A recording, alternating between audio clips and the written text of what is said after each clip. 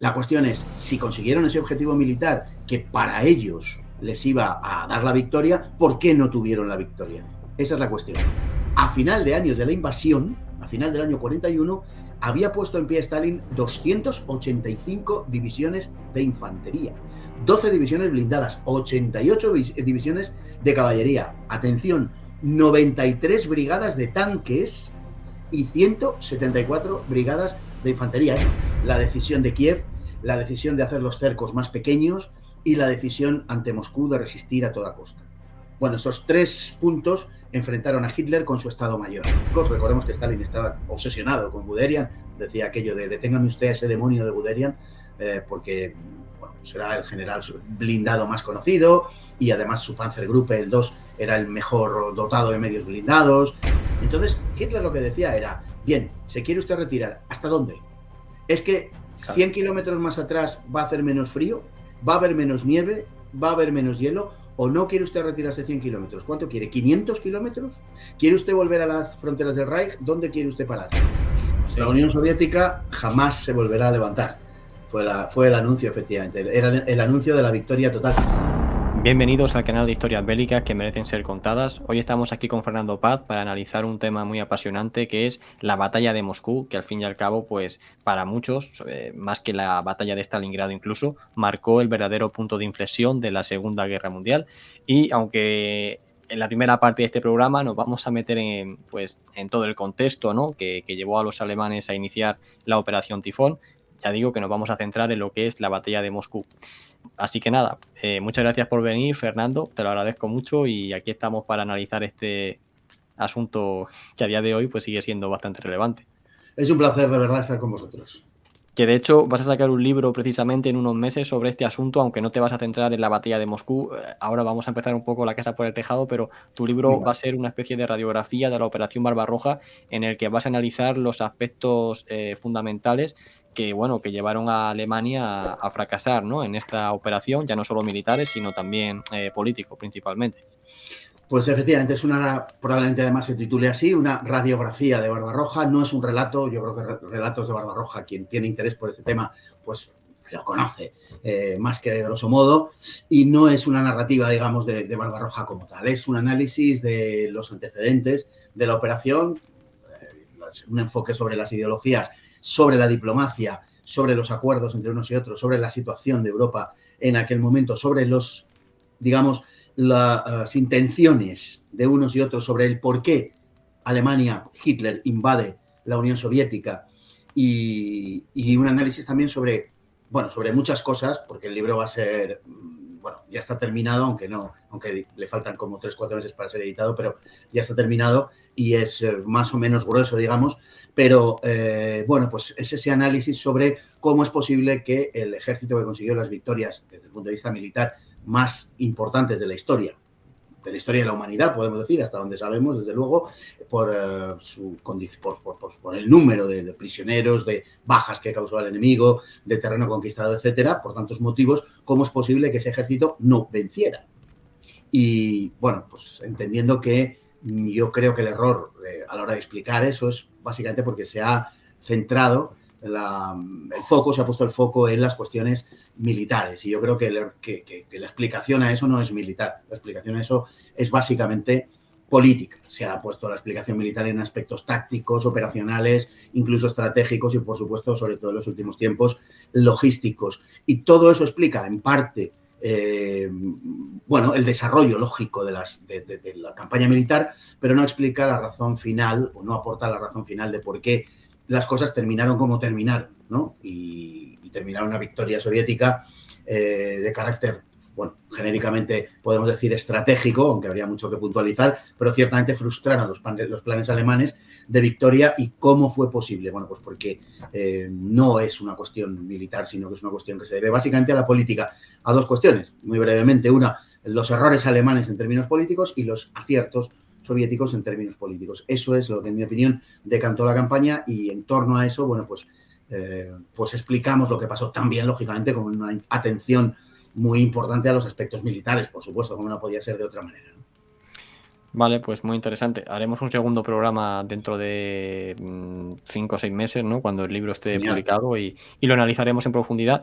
Pero vamos a empezar la primera parte de este programa, que ya digo que va a ser principalmente sobre la batalla de Moscú, poniéndonos simplemente en contexto, en el momento en el que Alemania invade a la Unión Soviética. Me gustaría preguntarte si, según tu punto de vista, considerabas, o consideras, mejor dicho, que el choque entre Alemania y la Unión Soviética era inevitable y cuál fue un poco el contexto en el que se lleva a cabo esta gran operación, considerada la operación militar más grande de la historia, de hecho. Bueno, pues el choque era inevitable. Siempre será un tema debatible, como todo lo que en la historia no ha tenido, digamos, no ha tenido lugar más que de un modo, ¿no? Y no podemos saber si lo hubiera tenido de otros. Sabemos lo que pasó, no podemos saber nunca lo que hubiera pasado de otra manera, ¿no? El choque era inevitable hasta cierto punto, en gran medida yo creo que sí, y es algo en lo que la mayor parte de los historiadores están de acuerdo. Al final tenían que colisionar, tanto por razones de tipo ideológico como por razones de tipo geoestratégico, el Tercer Reich y la Unión Soviética. Pero yo creo que eso es verdad, pero no completamente. Hay un momento, en el verano y sobre todo en el otoño de 1940, en que Alemania plantea la posibilidad de que no choquen, y es básicamente gira durante los meses anteriores a la visita de Molotov y en torno a la visita de Molotov en noviembre de 1940. Verdaderamente Alemania le ofrece una posibilidad a la Unión Soviética si la Unión Soviética se aviene a jugar el papel que Alemania desea que juegue en el nuevo orden mundial que está planeando y que acaba de firmar con Japón y con Italia el 27 de septiembre anterior, mes y medio antes, como quien dice, y en el que se le reserva un papel a la Unión Soviética. Y en esa reserva del papel, Hitler pues ofrece a Molotov la posibilidad de que la Unión Soviética se expanda a costa de Gran Bretaña y gire hacia el Océano Índico, hacia la India y hacia el Próximo Oriente. Molotov lo rechaza de forma implícita al preguntar acerca de Finlandia, de Bulgaria, en fin, está claro que apunta al Mediterráneo, a los Balcanes, y es lo que finalmente terminará decidiendo a Hitler a decir no hay nada que hacer porque están decididos a llevar otra política, no les interesa jugar el papel que les habíamos reservado, por decir de alguna manera. También hay que tener en cuenta en ese momento que tanto el gran almirante Raeder como von Ribbentrop tienen proyectos, digamos, que engloban a la Unión Soviética junto a Alemania, o que consideran que Alemania no debe estar en guerra con la Unión Soviética y debe focalizarse hacia Gran Bretaña. El asunto de Gran Bretaña, en mi opinión, también es esencial para explicar por qué Alemania se vuelve contra la Unión Soviética. Básicamente es para solucionar la guerra con Gran Bretaña. Y bueno, esto exigiría una explicación muy larga, que a lo mejor pues no es el momento ahora mismo, pero en todo caso conviene apuntarlo. Se han dado muchas explicaciones, yo pues en el libro las agrupo en dos, o las explico en dos grupos. Uno, las explicaciones de tipo ideológico, el anticomunismo y el Lebensraum por una parte, y por el otro lado, las de carácter más práctico, que son la necesidad de dejar fuera de combate a Gran Bretaña, por un lado, y de anticiparse a un ataque soviético. Cuando yo creo que estas segundas son las verdaderamente importantes, las primeras no tienen un peso decisivo a la hora de tomar la decisión, aunque juegan un cierto papel inevitablemente. Lo que tú me preguntas es si es inevitable. Yo digo, claro, tal y como ocurrieron las cosas, sí, de hecho fue inevitable, pero no tendría por qué haberlo sido necesariamente. Cabe pensar en un mundo que, como había diseñado Ribbentrop, o había pensado Ribbentrop, en fin, se extendiese desde Madrid hasta Yokohama, ¿no? Un bloque euroasiático, en fin, que se uniera para disputar la hegemonía en el mundo ante el poder talasocrático de las potencias anglosajonas, que era realmente, y este sí que es un tema a abordar, creo que particularmente sugerente, que era realmente, frente a lo que parece, la guerra que Hitler esperaba. Aunque bueno, esto habría que desarrollarlo, pero realmente pensaba que aquello terminaría por hacerse inevitable siempre y cuando Alemania lograse aglutinar a Europa detrás de ella, ¿no? Así que la guerra, bueno, terminó por ser hasta cierto punto inevitable, básicamente porque la actitud de la Unión Soviética no fue de, llamémosle, colaboración o de búsqueda de una alianza activa con Alemania, y eso pues hizo inviable otro tipo de proyectos. Alemania se hubiera dado por contenta con las conquistas que tenía en el conjunto de Europa y ya no hubiera buscado el Lebensraum, el espacio vital en Occidente después de su conquista del oeste y de disponer prácticamente en forma de países conquistados o aliados del conjunto del continente. Es factible pensarlo. Es posible que eso se hubiera desarrollado así, pero en todo caso el rechazo soviético a jugar el papel, como digo, que Alemania le había otorgado, pues cerró esa posibilidad. Así que al final terminó haciéndose inevitable. Otra cosa es que, como algunas, en mi opinión, alocadas teorías pretenden, la guerra hubiera estallado en forma de invasión soviética en 1941, porque yo creo que esto no hubiera sucedido jamás, sino que hubiera tenido lugar si Alemania no hubiera atacado, muy probablemente la Unión Soviética, desde luego lo hubiera hecho, como pronto el año 42 y seguramente más bien el año 43. En ese sentido, la guerra, en el momento en que, como digo, la Unión Soviética pues, quería jugar ese papel, la guerra estaba servida. Al final sí terminó siendo inevitable, pero no por razones, yo diría, de tipo ideológico u otras, como la del espacio vital. Yo creo que hubiera terminado de ser inevitable por razones de tipo geoestratégico, más bien.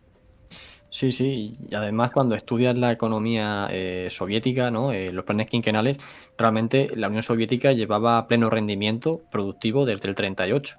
Había empezado antes, pero ya desde el 38 ya se ponen a tope y luego ya después de la caída de Francia principalmente, todavía Stalin pone al país en 1940 a un nivel de producción que los alemanes pues no van a alcanzar hasta que ya se ponen ellos en serio en el 43 e incluso en el 44, o sea que realmente por eso te lo decía, porque son dos países, por así decirlo, como orientados a la guerra en este aspecto y a la expansión, y por eso te preguntaba si era inevitable precisamente, ¿no? Porque sus políticas, pues al fin y al cabo, hacen ver que estaban preparándose, ¿no? Para utilizar al ejército, ¿no?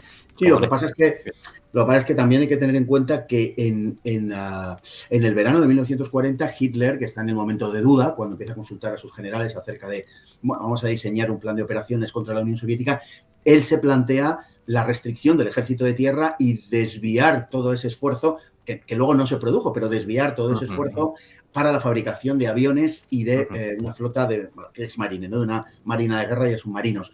No lo hizo, por mor de las circunstancias que sucedieron, pero no era, por tanto, digamos, inevitable en un sentido estricto. Ciertamente eran dos países que estaban armando. De todas formas, es muy interesante lo que planteas porque la forma de producción de la Unión Soviética nos da una de las claves de por qué la Unión Soviética termina venciendo sobre Alemania. Alemania se adaptó muy tarde a las necesidades de producción. Alemania, en términos de producción, era bastante caótica frente a lo que pudiera parecer hasta después de, desde luego, en cualquier caso, hasta bastante después de la invasión, iba a decir, hasta después de que Albert Speer toma las riendas a comienzos de 1942 de la producción de armamentos y empieza realmente a racionalizar toda la producción y se empieza a aparecer, pero ya muy tarde, se empieza a aparecer al resto de países aliados. Hay que pensar que Gran Bretaña producía más que Alemania, por ejemplo. Es decir, con eso yo creo que está todo dicho. No pensemos ya, bueno, en Estados Unidos o en la Unión Soviética. Los métodos de producción eran muy diferentes y Alemania, digamos que entró en esa economía de guerra con una profunda racionalización muy tarde, demasiado tarde para ella. Y lógicamente le costó la guerra, entre otras cosas, pero eso, sin duda ninguna, fue un factor importantísimo. Sí, sí. Y según tu opinión, ¿cuáles eran los objetivos que tenían los alemanes, objetivos militares me refiero, a la hora de invadir la Unión Soviética? Porque de esto también hubo un gran debate después entre los propios generales en el que, claro, una vez a toro pasado ya se sabe todo y los mismos generales, ¿no? Como por ejemplo Manstein, llegaron a decir que no se debería de haber planteado la campaña contra la Unión Soviética para haber vencido únicamente en una campaña, sino como que se tendría que haber hecho en dos fases, o hay quien, ¿sabes?, quien la criticó abiertamente, pero claro, cuando ya se había pasado. Lo que sí que está claro que Halder ya llevaba tiempo trabajando en este plan de invasión y pues hubo enormes debates en si ir directamente hacia Moscú, ¿no?, como hizo Napoleón, si hacerlo en un frente amplio y tal y como hacían los alemanes, muchas veces parece que se tiran a la aventura y ya sobre la marcha van rectificando, van cambiando de objetivos de una manera pues que tampoco se entiende porque no es como que no hay un plan, está todo demasiado abierto muchas veces. No, fue así, fue realmente así. Es decir, no, los alemanes invadieron con un enorme optimismo la Unión Soviética, confiando en las bondades de la Wehrmacht y que, bueno, pues la naturaleza de su propio ejército, la excelencia militar de su ejército les iba a proporcionar la victoria antes o después y sin excesivo esfuerzo. Si me apuras, en un principio habían pensado el primer plan original es entre 9 y 17 semanas y habían conquistado la línea de Arcángels hasta Astrakán, nada menos, ¿no? Bueno, jamás llegaron ni a un sitio ni al otro, pero lo tenían pensado para 1941. Fue un absoluto exceso de confianza, como luego se vio completamente injustificado, pero en aquel momento, bueno, podía pensarse que no era tan injustificado porque se había visto el rendimiento del Ejército Rojo en muchos lugares, en muchos sitios, y había sido un verdadero desastre, una calamidad. En Polonia, en Finlandia, no digamos, e incluso la entrada del Ejército Rojo en los países bálticos había sido bastante deslucida, sobre todo además por la recepción bastante, en fin, enemiga de la población local, ¿no? Con lo cual, lo que había trascendido, y además los alemanes habían sido testigos de primera mano de la entrada del Ejército Rojo en la parte oriental de Polonia, pues lógicamente la imagen que les había dado el Ejército Rojo había sido lastimosa, había sido muy mala, ¿no? Creían que podrían liquidarlo sin un excesivo esfuerzo y ese optimismo impregnó absolutamente toda la campaña hasta el punto de que entraron sin ninguna claridad de objetivos. Es decir, no se sabía verdaderamente si se iba a ir hacia Leningrado, que era el impulso primero de Hitler, por decirlo así, por razón de la significación de Leningrado, por la razón también de que una parte sustancial de la industria soviética se radicaba allí, por la importancia de una orbe de 3 millones de habitantes. No se sabía si se iba a ir hacia Ucrania, que en principio no contaba excesivamente en los planes alemanes, y sin embargo era la puerta de llegada, lógicamente, al Cáucaso. Pero en aquel momento el Cáucaso no importaba. ¿Por qué? Porque el Cáucaso se lo apropiarían porque iba a haber un derrumbe soviético y por tanto no había que poner especial énfasis en eso. Pero tampoco había quedado claro ni muchísimo menos si Moscú era el objetivo. Para Halder, para el OKH, atizado fundamentalmente por Halder, el objetivo evidente era Moscú. Pero para Hitler nunca fue Moscú, esa es la realidad. Halder saboteó, es una de las cosas también a las que aludo frecuentemente en el libro, saboteó el esfuerzo de guerra, por decirlo así, alemán, sobre todo la dirección de Hitler, haciéndole creer que estaba trabajando en el sentido que Hitler le marcaba, puesto que al final la ruta era la misma, solo que Hitler había previsto que llegado a un determinado punto el grupo de ejércitos centro en principio tendría que ayudar al grupo de ejércitos norte y luego cambió para ayudar al grupo de ejércitos sur, en la famosa batalla de Kiev, etc.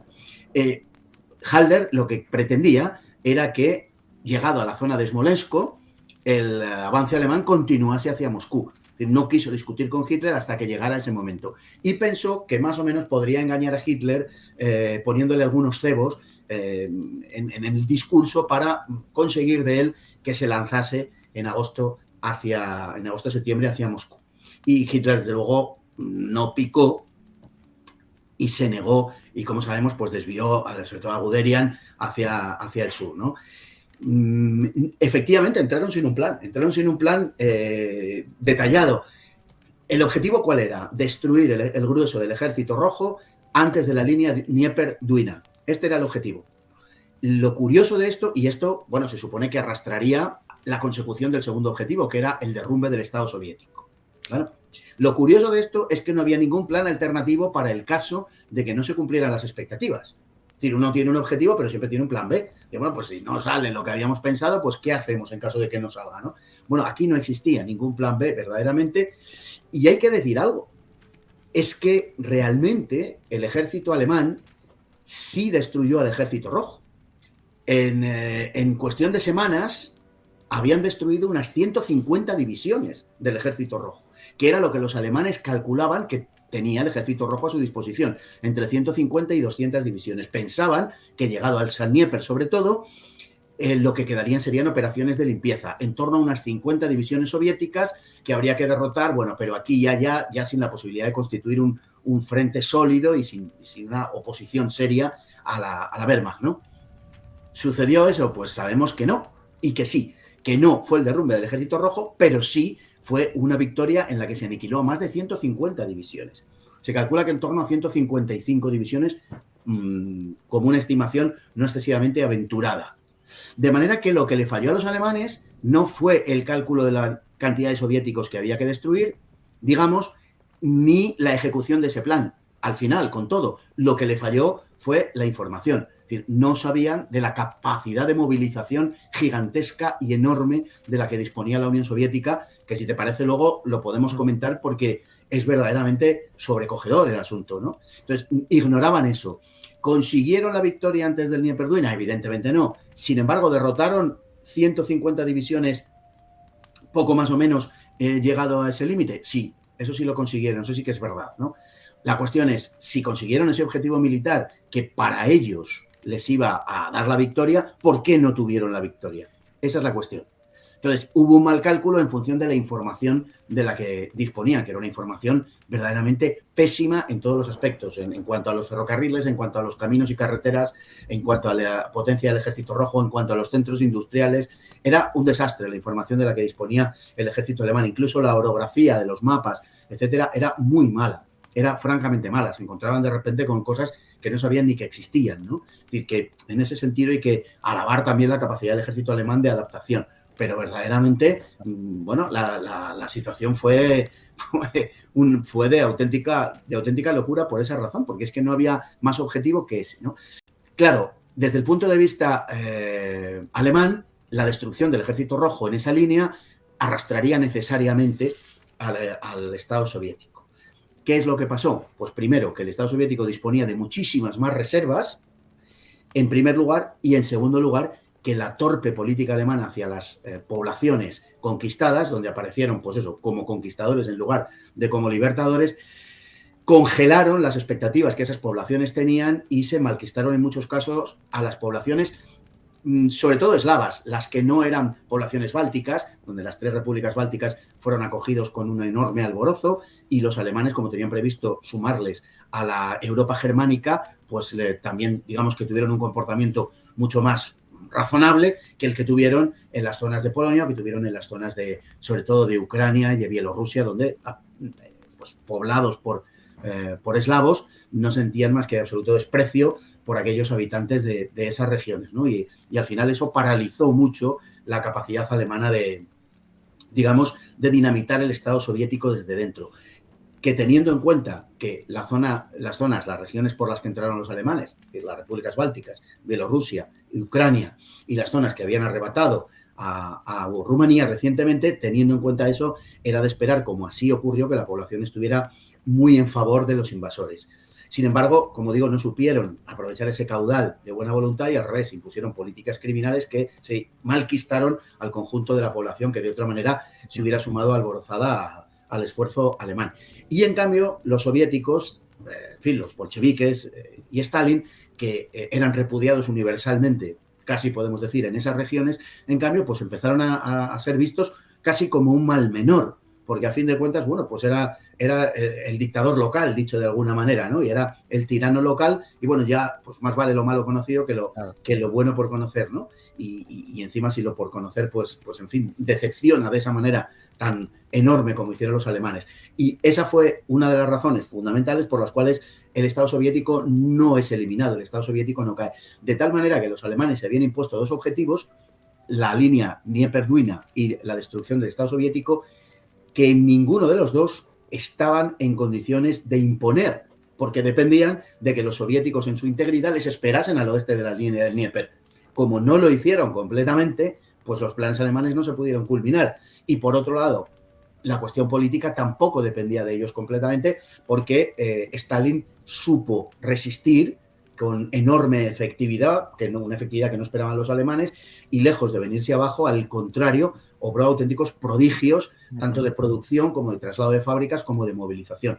Aprovecho para decir que había una vieja leyenda, ¿no?, que hablaba de los primeros días después de la invasión en los que Stalin desaparece, y eso no tiene nada que ver con la realidad, teóricamente, hasta que el día 3 de julio aparece y da, en fin, la charla radiofónica, el meeting radiofónico del día 3, como digo, en el cual empieza diciendo hermanos y hermanas de la Unión Soviética, etcétera, ¿no? Bueno, pues no sucedió así. Stalin estuvo todos los días al pie del cañón desde el primero de la invasión hasta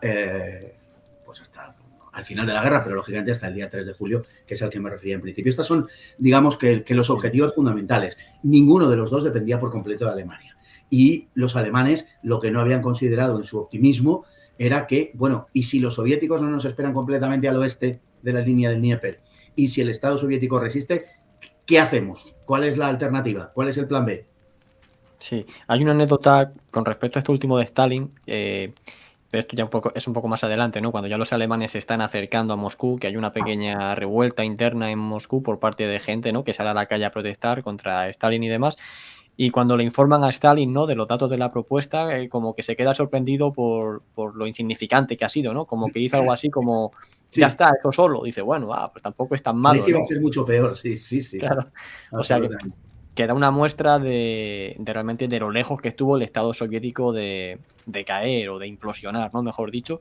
Y yo al final, por comentar algo de la Operación Barbarroja, yo creo que el mejor resumen es ese. Es como los alemanes persiguiendo una zanahoria en el que van pues a la espera todo el tiempo de un poquito más, un poquito más. Tenemos que avanzar un poquito más, tenemos que derrotar a ese nuevo ejército soviético que ha conseguido poner sobre el campo de batalla y un poco más, un poco más, un poco más, ¿no? Para que no les ocurriese lo que les pasó en la Primera Guerra Mundial, la batalla del Marne y demás, pero es como una carrera hacia la destrucción de esos nuevos ejércitos soviéticos que no paran de aparecer. Y con respecto a cuál era la alternativa, en el caso de que no se consiguiesen destruir, hay algún general que también llegó a comentar bueno, que lo que tuvo que hacer el ejército alemán a partir de agosto, octubre del 41 era haberse atrincherado. O sea, antes de que llegase el invierno, haberse atrincherado y tal. ¿Hubiera conseguido la victoria con eso? No.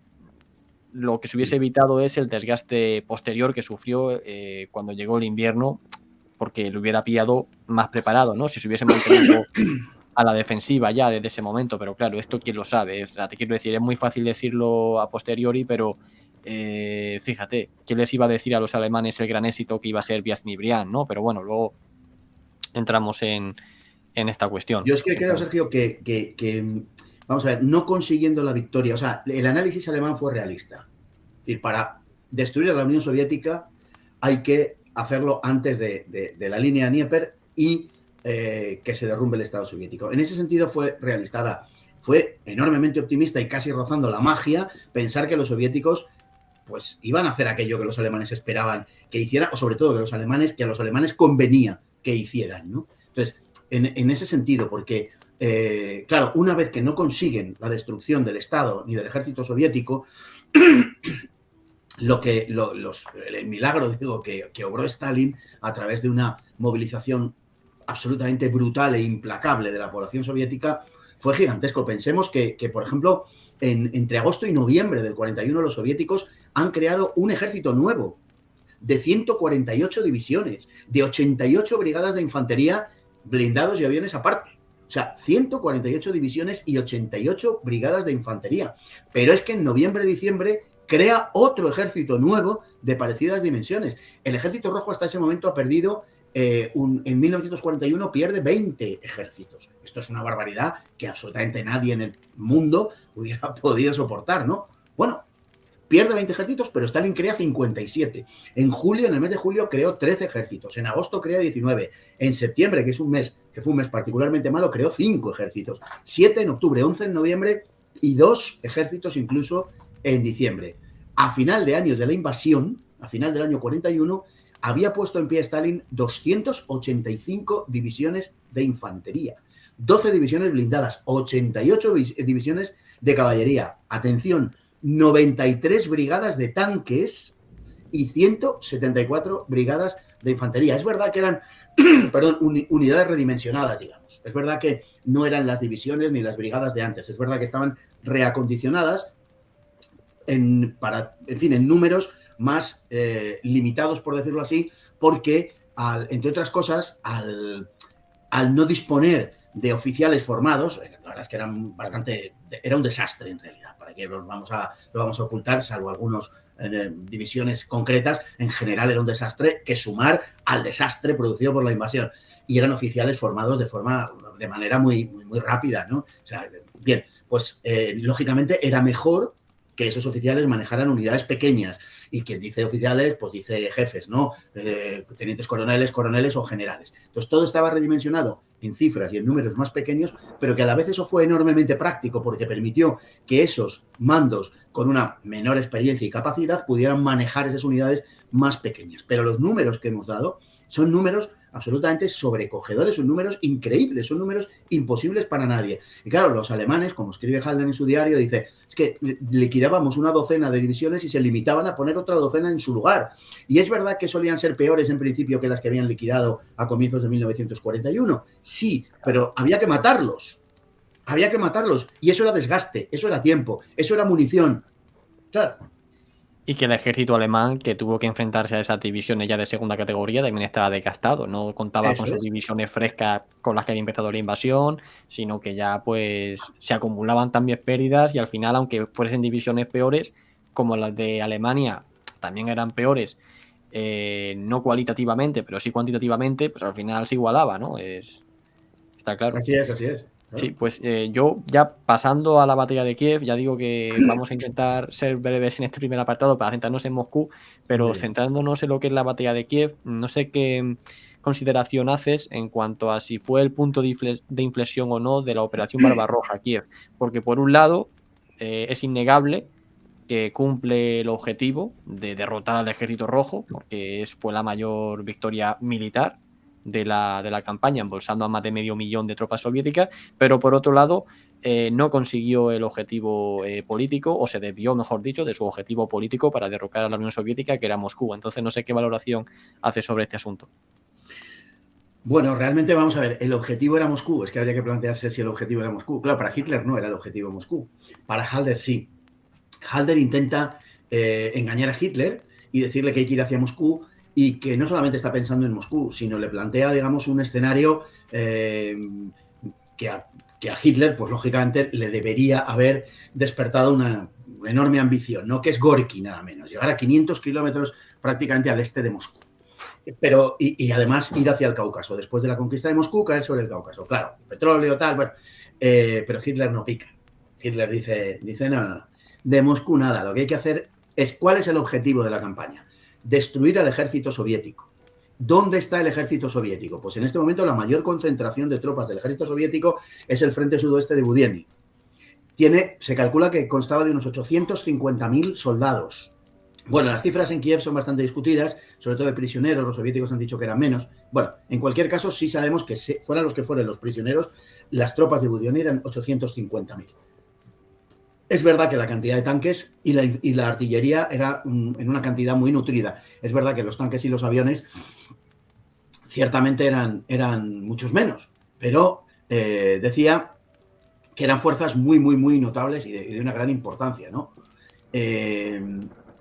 Fue un error dirigirse hacia Kiev. Yo creo que los historiadores, de una forma creciente, cada vez más le dan en ese sentido la razón a Hitler. No fue un error dirigirse a Kiev. ¿Por qué? Por dos razones. Primero, la primera ya dicha, porque el objetivo era destruir la mayor concentración posible de efectivos del Ejército Rojo, y estaba allí, en primer lugar. Y en segundo lugar, porque, lógicamente, el frente sudoeste de Budienny constituía un peligro permanente para el flanco derecho del grupo de ejércitos centro. Y hubiera sido absolutamente imprudente que hubieran continuado el avance hacia Moscú, exponiendo un flanco que ya era larguísimo y que el segundo ejército de Weiss se las veía y se las deseaba para poder contener operaciones incluso de carácter local. Entonces, la realidad es que el peligro estaba ahí, existía. Hitler determina, después de la larga pausa durante la batalla de Smolensk, en agosto y septiembre de 1941, determina que definitivamente va a emplear el Panzergruppe II de Guderian como, digamos, yunque para que el grupo de ejércitos sur golpee a Budienny. Y el resultado es espectacular. Probablemente es la mayor batalla, digo, de la historia en términos de prisioneros y de bajas causadas al enemigo en un lapso de tiempo, desde luego, además tan corto, que se ha producido nunca. La batalla la hubieran ganado los alemanes con toda probabilidad en cualquier caso, pero la tozudez de Stalin fue un factor esencial para explicar el desarrollo en términos de magnitud, cómo se produjo. Frente a los generales que sobre el terreno le avisaban y le decían: Guderian está girando para convertirse en ese yunque contra el que golpear el martillo del grupo de ejércitos sur y para envolvernos y tal, Stalin decía: no. Guderian lo que está haciendo es maniobrar por el flanco derecho del grupo de ejércitos centro para atacar Moscú desde el sur. y se empeñó hasta el ultimísimo momento. Es cierto que al final, cuando ya quedaban casi cuestión de horas, para cerrarse el cerco del todo, dio la orden de, bueno, el permiso de evacuación, pero ya era imposible y desde luego fueron cercados y literalmente machacados entre el Panzergruppe, fundamentalmente de Kleist, y el 1 y el 2 de Guderian.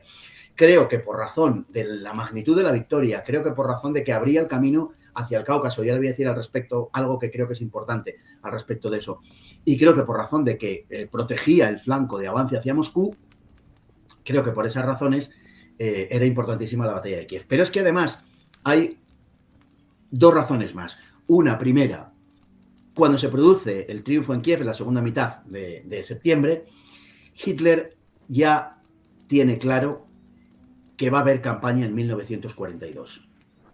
Y si va a haber campaña en 1942, es importantísimo llegar al Cáucaso y apropiarse del petróleo y cerrar la conexión de la Unión Soviética con Irán, que ya ha sido en agosto ocupado por los soviéticos y los británicos, impidiendo de esta manera que lleguen suministros de petróleo a la Unión Soviética. Hay que tener en cuenta que el Cáucaso producía el 90% o suministraba el 90% de la producción de petróleo soviética. Si además a eso le quitamos que era la zona por la que llegaba, como digo, a través del Mar Caspio y de Irán, llegaban los suministros de los aliados y llegarían durante buena parte de la guerra, pues tenemos la importancia de eso. Es un factor que no se suele citar y que no se suele tener en cuenta, pero es que Hitler ya en ese momento está pensando en la campaña de 1942. Ya sabe que no va a terminar Barbarroja en 1941, no se va a culminar con el éxito del derrumbe del Estado soviético y la aniquilación del Ejército Rojo. También por eso toma esa decisión.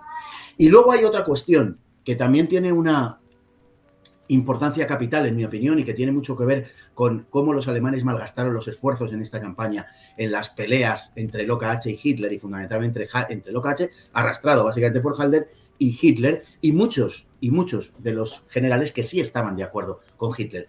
Y es la importancia de Moscú. En general, tendemos a pensar que si los alemanes hubieran entrado en Moscú, habría acabado la guerra, habrían ganado. Es decir, tomar Moscú equivale a vencer. Y no hay tal cosa. Es decir, si los alemanes hubieran tomado Moscú, hubieran conseguido una gran victoria, no cabe ninguna duda, de una gran resonancia internacional, por supuesto, hubieran liquidado un centro de comunicaciones decisivo, esencial en la Unión Soviética, un centro de producción armamentística, por supuesto, de decisión política, la ciudad más grande de la Unión Soviética, qué duda cabe, todo eso es verdad. Pero la guerra, con toda seguridad, no hubiera terminado, ni muchísimo menos, porque la guerra no dependía de eso. Hubiera sido un golpe, como digo, muy fuerte, pero no hubiera dependido de eso. ¿Los alemanes hubieran podido refugiarse en Moscú durante el invierno? Es dudoso. La mitad del Moscú de entonces estaba construido todavía de madera. Todo eso hubiera ardido, por supuesto, y hubieran tenido lugar voladuras de las casas y, por supuesto, de todos los edificios principales, pero además probablemente de las viviendas de la población moscovita. Los soviéticos, con toda probabilidad, seguro que lo hubieran volado como habían hecho en otras ciudades. Hitler tenía claro que no había que entrar en las ciudades de la Unión Soviética y sobre todo que no tenían que hacerlo los Panzer. Él se negó, por ejemplo, a que entrasen en julio ya de 1941 a mandar los tanques contra Kiev, ¿no? Luego los alemanes cometerían ese error, como sabemos, en Stalingrado, por ejemplo. Pero Hitler siempre fue adverso a ese asunto. Y fue una de las razones de que condenase a muerte a Moscú y a Leningrado, literalmente que muriesen por hambre, porque, lo cual es una decisión, pues, en fin, verdaderamente escalofriante y terrible, pero en primer lugar porque los alemanes no iban a preocuparse de esa población, por decirlo así, no era su objetivo desde luego y no lo hubieran hecho, y en segundo lugar porque, claro, es un peligro. Cada vez que los alemanes entraban en las ciudades de la Unión Soviética, volaban los edificios una vez además que los alemanes estaban dentro de ellos, ¿no? Y dentro de la ciudad. Con lo cual, el problema aquí está en considerar que tomar Moscú equivale a acabar la guerra con una victoria. Y eso ya no era así. Probablemente no lo hubiera sido nunca.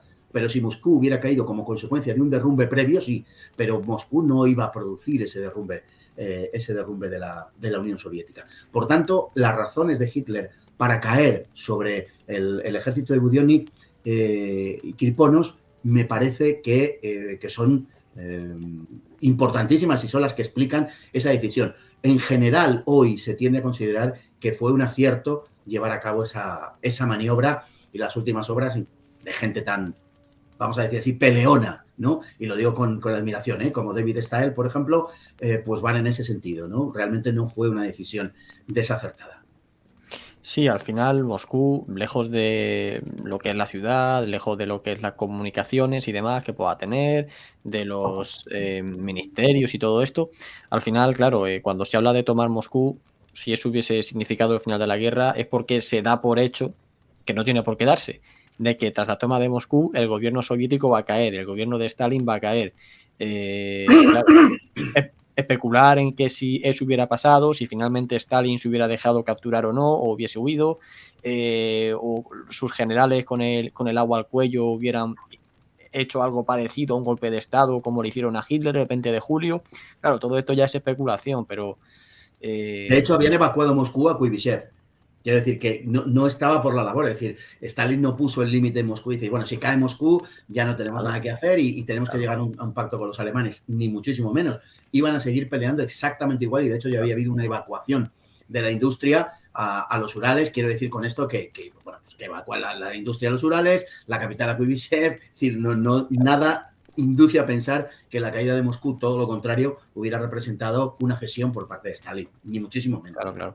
Y ni la población se levantó en contra de Stalin, estos pequeños disturbios que no tuvieron ninguna importancia, y luego tampoco sus generales, no le pasó como a Hitler, que contra Hitler sí que intentaron atentar en varias ocasiones, sin embargo con Stalin nadie se atrevió, ¿no? Por ese, o eso es lo que siempre se dice, ¿no? Por ese trabajo que había hecho en las purgas, en el que ya cualquier persona mínimamente sospechosa pues ya había sido eliminada, entonces no había ningún candidato realmente, ¿no? Para atentar contra él. Ya por pasar a lo que es la batalla de Moscú propiamente dicha, vamos a ponernos ya, que de hecho estamos ahí, ¿no? En el final de la batalla de Kiev, los alemanes pues han obtenido esta gran victoria con más de 500.000 de bajas y otra vez el segundo ejército Panzer o el segundo cuerpo Panzer de Guderian ya se sube nuevamente al norte, a la zona de Smolensk concretamente, donde los alemanes han tenido que ceder Yelnya, pero bueno, esto no vamos a centrarnos en esto, me refiero, pero ¿qué valoración haces tú del ejército alemán justo antes de iniciar esta operación Tifón contra Moscú y qué posibilidades reales consideras que tenía de éxito? Bueno, los alemanes están cada vez más cansados, los soviéticos siguen lanzando unidades al combate, los alemanes los siguen derrotando, pero es como si resucitaran, es decir, no termina nunca, ¿no?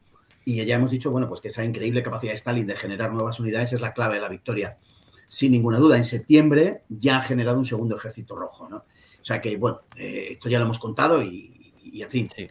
Pero tiene que quedar claro para el oyente, para el que lo esté viendo, porque es la clave de todo esto, ¿no? De lo que explica, ¿no? De lo que está pasando. Hay un factor también muy importante a tener en cuenta en torno a la batalla de Kiev que nos explica lo que pasará ahora.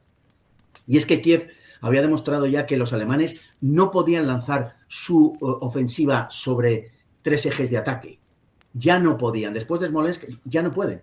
Y entonces una parte del grupo de ejércitos centro, bueno, la parte esencial, digamos, los ejércitos de infantería, el cuarto y el noveno, adoptan posiciones defensivas, mientras el segundo Panzergruppe se dedica pues, a la operación de Kiev.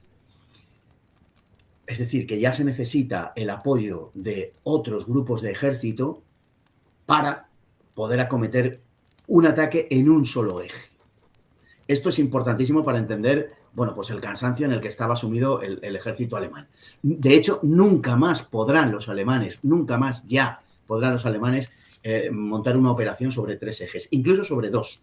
Ya en el verano del 42, la operación azul, empezó el 28 de junio del 42, es una operación que se monta solamente en el grupo de ejércitos sur, nada más. En el resto permanecen a la defensiva. Bueno, ya no volverá a haber, por tanto, un ataque como el de Barbarroja. Antes de la operación Tifón, por tanto, nos encontramos con 2 ejércitos que están, muy cansados, que han sido, en el caso de los soviéticos, derrotados una vez tras otra. Esto engendra también una determinada psicología, la imposibilidad de derrotar a los alemanes, ¿no? Es una cosa verdaderamente pues que cuando uno sufre una derrota detrás de otra, pues al final, indudablemente, esto hace mella, ¿no? Y luego los alemanes, por otro lado, lo que ven es que a los rusos hay que matarlos 2 veces, ¿no? Como decían. Es decir, que no es como los occidentales, que son más, vamos a decir así, razonables, y cuando se ven en una situación, bueno, pues que no tiene posibilidad de arreglo, pues se rinden, ¿no? A pesar de las inmensas cifras de prisioneros, en torno a 5 millones el año 41, 4 millones y pico el año 41, a pesar de eso, de esa gigantesca cantidad de prisioneros, es verdad que los rusos, cuando estaban mínimamente bien mandados, no se rendían. Y había que matarlos por tanto, ¿no? Es decir, que todo eso supone un desgaste brutal, sencillamente brutal. Los alemanes era muy frecuente que llevaran muchísimos días sin dormir, por ejemplo, tanto los tripulantes de tanques como la infantería. Además, se daba la circunstancia de que los Panzer avanzaban mucho más que la infantería a pie, como es natural y lógico. Las divisiones motorizadas eran muy pocas. Realmente, tal y como estaba planteado, los grupos de ejército eran 2 Panzer por una motorizada. Eso hacía muy complicado poder cerrar los Kessel, poder cerrar los cercos. Los soviéticos escapaban con mucha frecuencia de esos cercos montados por las unidades blindadas, que las motorizadas tampoco se veían capacitados de cerrar del todo. Entonces Hitler toma la decisión de hacer los cercos más pequeños, lo cual es una decisión también, en términos generales, acertada, frente a la oposición de algunos generales, sobre todo del OKH, que lo interpretaban como una renuncia a objetivos estratégicos ambiciosos, porque decía, claro, así vamos a recorrer menos territorio. Pero Hitler decía, claro, pero vamos a tomar mucho menos prisioneros y a destruir muchas menos unidades. Vamos a hacer las cosas mejor, cerrando los Kessel, etcétera, ¿no? Bueno, todo eso acaba produciendo una situación de desgaste brutal y enorme en el ejército alemán, que tenía muy mal arreglo. ¿Por qué tenía muy mal arreglo? Pues básicamente por la cuestión logística. Entonces, antes de Tifón, los alemanes se encuentran en una situación logística que podemos casi, no sé, llamar extrema. Pensemos que los alemanes empiezan la campaña con 2.000 tipos diferentes de vehículos de toda clase, pero con 2.000 tipos de vehículos diferentes. Motos, camiones, coches, tanques, semiorugas, todo lo que queramos, 2.000. El caos logístico estaba, por supuesto, asegurado. No les preocupó la logística por 2 razones. Primero, porque quiero pedir disculpas por el carraspeo, de verdad, a los que tengan que sufrirlo, pero no puedo hacer otra cosa, ya lo lamento. Bueno, quiero decir que está diciendo que la gran cantidad de vehículos, muchos de ellos franceses, checos, etcétera, impedían pues una logística mínimamente decente, que los suministros pudieran llegar, además de los problemas de que llegaran por las carreteras y por el ferrocarril. Entonces, era todo verdaderamente complicadísimo. Tenían que apañárselo ellos en los talleres que improvisaban a nivel divisionario. Era una cosa verdaderamente de locos. Los propios alemanes tenían una gran diversidad de armamento, una gran diversidad, por ejemplo, de tanques. No digamos nada de lo que necesitaba la Luftwaffe, que lógicamente pues, era la de mayor exigencia tecnológica. Para que llegara una pieza que faltaba y que era imprescindible, por ejemplo, para volar, pues había aviones que tenían que estar semanas literalmente en el suelo sin poder operar, ¿no? Bueno, todo esto hizo que el caos logístico se acumulara. Y decía que los alemanes no prestaron atención a la logística por 2 razones. Una, porque en las academias no le concedían importancia, quiero decir, entonces no generaban interés.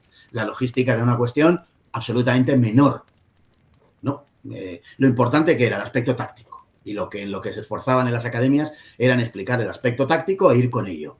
La logística era despreciada en general y, en consecuencia, bueno, pues no se le prestó, ya por formación, digo, en el Estado Mayor, demasiada importancia. En primer lugar, por eso. Y en segundo lugar, porque, como se daba por hecho que se iba a derrotar al Ejército Rojo antes del Dnieper, y eso está aproximadamente unos 500 kilómetros de la frontera, bueno, lo que se había calculado es que hasta los 500 kilómetros justamente se las podrían apañar bien. Entre 500 y 800 empezaría a haber problemas muy serios. Lo que pasa es que luego fue peor de lo que habían pensado. Y a partir de 800 la cosa se volvía imposible, ¿no? Bueno, pues el aspecto logístico al ejército alemán le cogió muy mal y fue verdaderamente penoso. Y entonces las circunstancias antes de Tifón fueron verdaderamente terribles. El desgaste de los alemanes era enorme, y eso que el esfuerzo que hicieron en el Grupo de Ejércitos Centro para Tifón fue enorme, ¿no? Representaba el 60% del Ostheer, ¿no? Del ejército alemán en Rusia.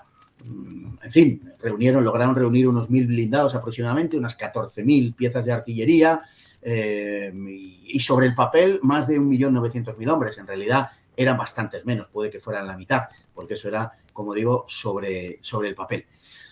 Entonces, ¿a qué se enfrentaban a estos? Pues a un contingente soviético verdaderamente tremendo, ¿no? Lo que tenía enfrente, pues también todo lo que podían ponerla. En ese momento las divisiones estaban en una situación penosa, aproximadamente un 60% de sus efectivos, y algunas divisiones Panzer incluso estaban por debajo de eso. Con lo cual, el equivalente cuando empieza la operación Tifón en la Wehrmacht, cuando cuando comienza a desarrollarse la operación, el equivalente de lo que tenían los alemanes era en torno a unas 86 divisiones, cito de memoria si no recuerdo mal, cuando en realidad pues tenía que haber algo así como 130 y tantas, ¿no? De las 136 que puso Alemania en Liza, ¿no? El 22 de junio, pues en este momento tenían unas 83. No para Tifón, perdón, sino para toda la Unión Soviética. Las divisiones Panzer, como digo, estaban en torno al 65%, 70%.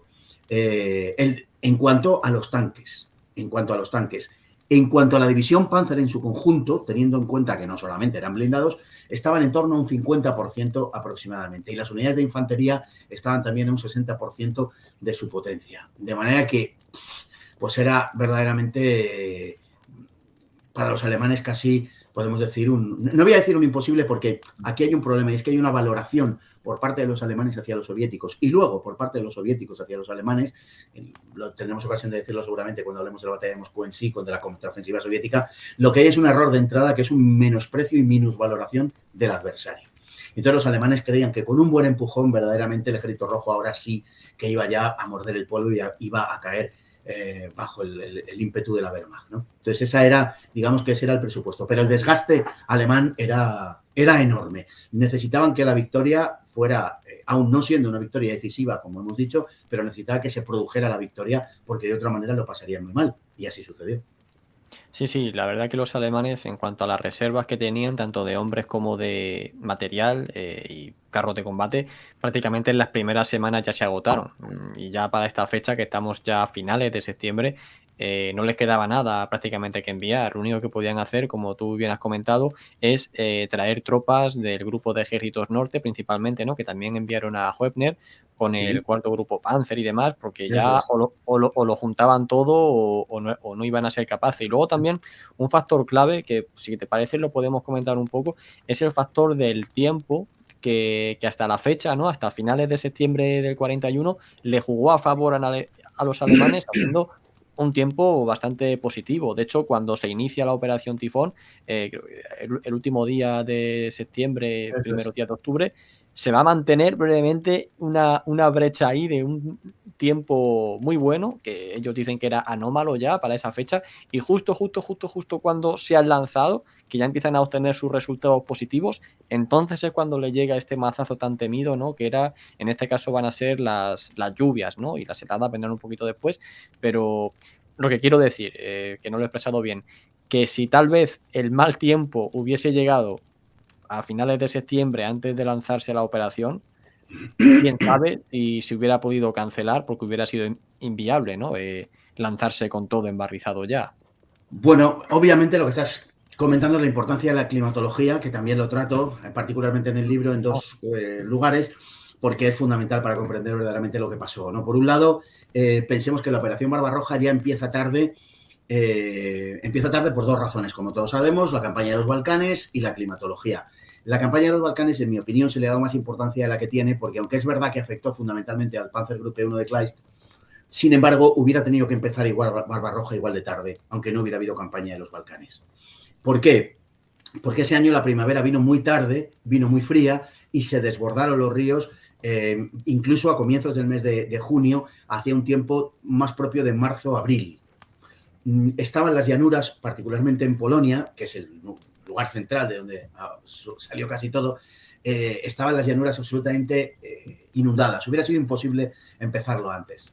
De manera que, bueno, toda la mitología, digamos, en torno a los Balcanes y la culpa de Mussolini por haber empezado la campaña de octubre del 40 con la invasión de Grecia, etcétera, hubiera tenido que sucediera o no, por causa de la climatología, hubiera ocurrido igual, ¿no?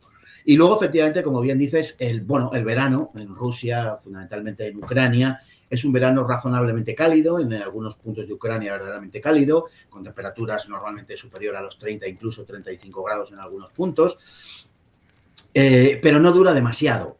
Lo que es el verano, lo que nosotros podemos entender como verano, aproximadamente, digamos, dura desde finales de junio hasta mediados como mucho de agosto. Normalmente en torno al 10 de agosto, algo así, 15 como mucho, el verano se termina.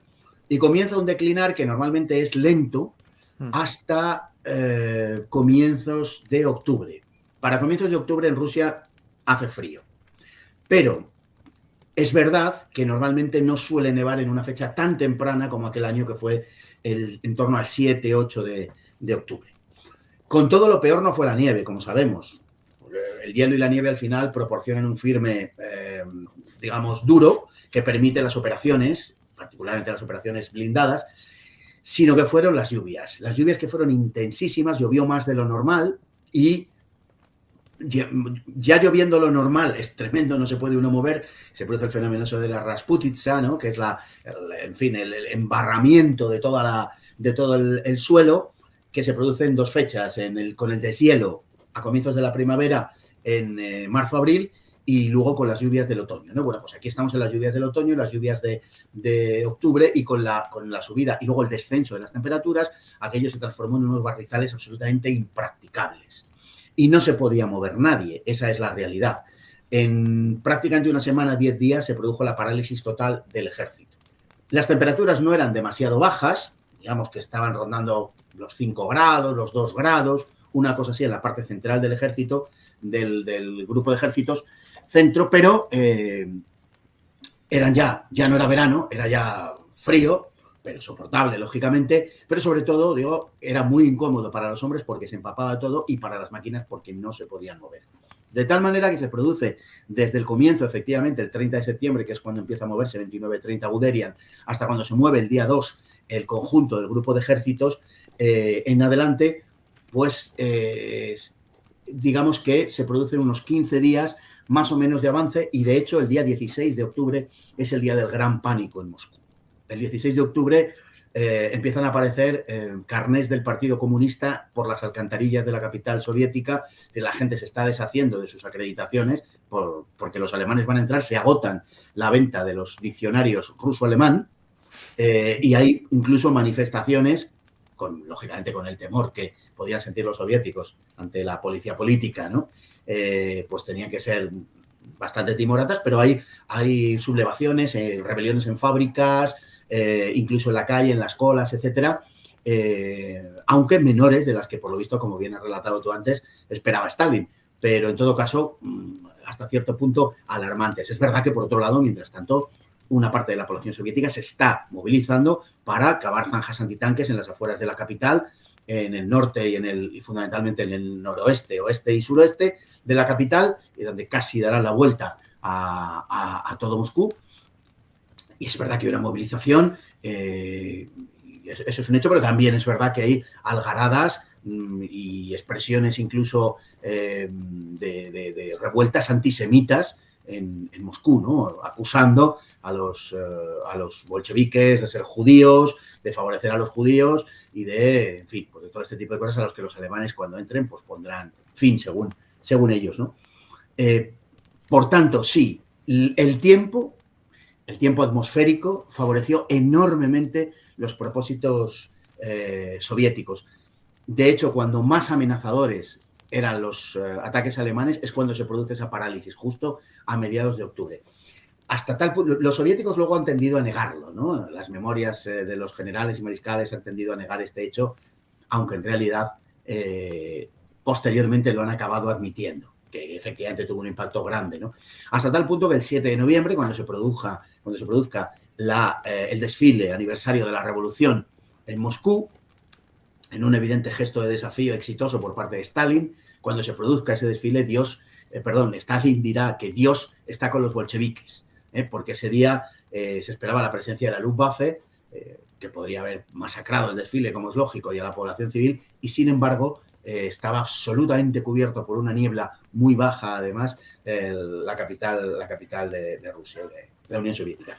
Y la verdad es que favoreció enormemente los propósitos soviéticos. Es verdad que luego también, hay que decirlo, cuando se produzca la contraofensiva soviética, en algunos casos perjudicará al Ejército Rojo, pero en el momento más crítico la climatología se puso, digamos, decisivamente de parte de los soviéticos, o favoreció a los soviéticos. Y sobre todo, en ese parón que tuvo lugar y que luego les costó pues 3 semanas a los alemanes reanudar la ofensiva, ¿no? Fue una ofensiva que tiene 2 fases, una primera que es la de la gran batalla, la gigantesca batalla de Biasma-Briansk, que es una derrota comparable a la de Kiev, e incluso es posible que hasta fuera mayor, lo que pasa es una doble batalla, digamos, y que supuso, bueno, un varapalo gigantesco para el Ejército Rojo.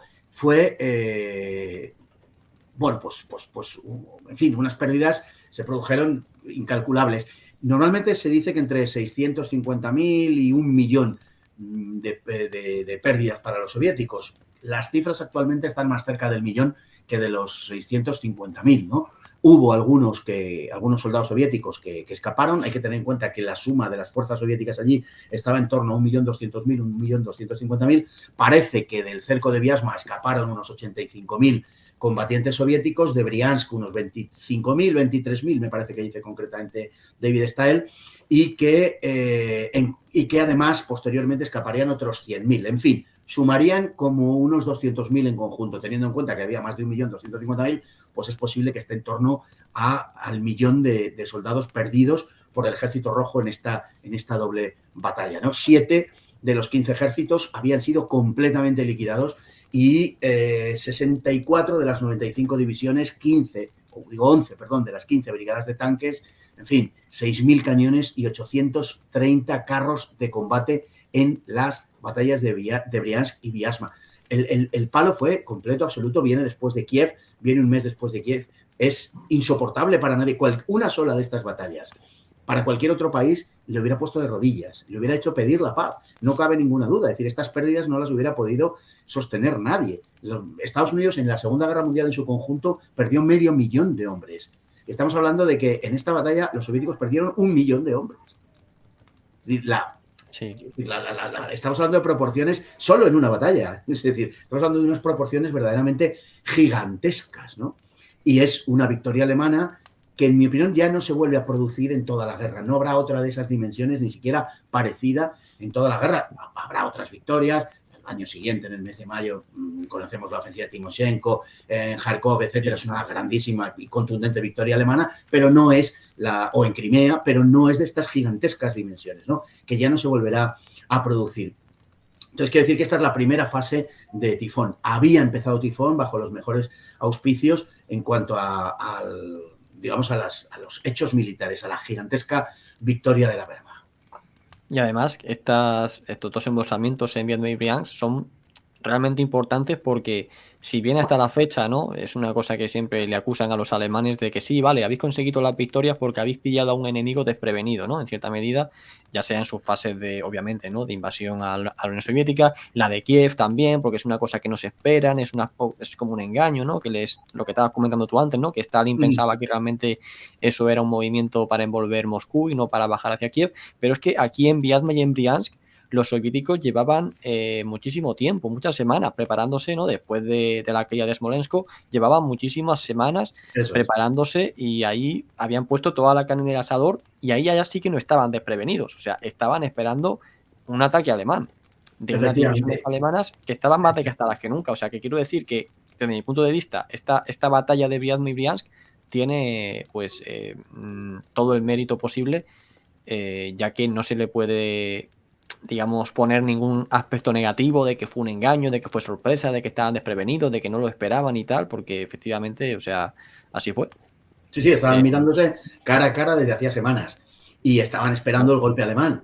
Y cuando se produce el golpe alemán, es decir, esto un poco lo que demuestra es pues el arte operativo y el arte táctico alemán, verdaderamente, que no tiene comparación con ningún otro contendiente de la Segunda Guerra Mundial en ese aspecto, ¿no? Otros fallos obviamente tenían, ¿no? Pero concretamente eso, ¿no? Y efectivamente un enemigo que esperaba la llegada de los alemanes y que estaba contando los días y que estaba reforzándose de la manera más exitosa posible, de la manera más efectiva posible, cayeron sobre ellos los alemanes y toda la anticipación de la que pudieron disfrutar fue insuficiente para frenar a los alemanes, que no solamente les derrotaron, sino que consiguieron, como decimos, esa gigantesca victoria.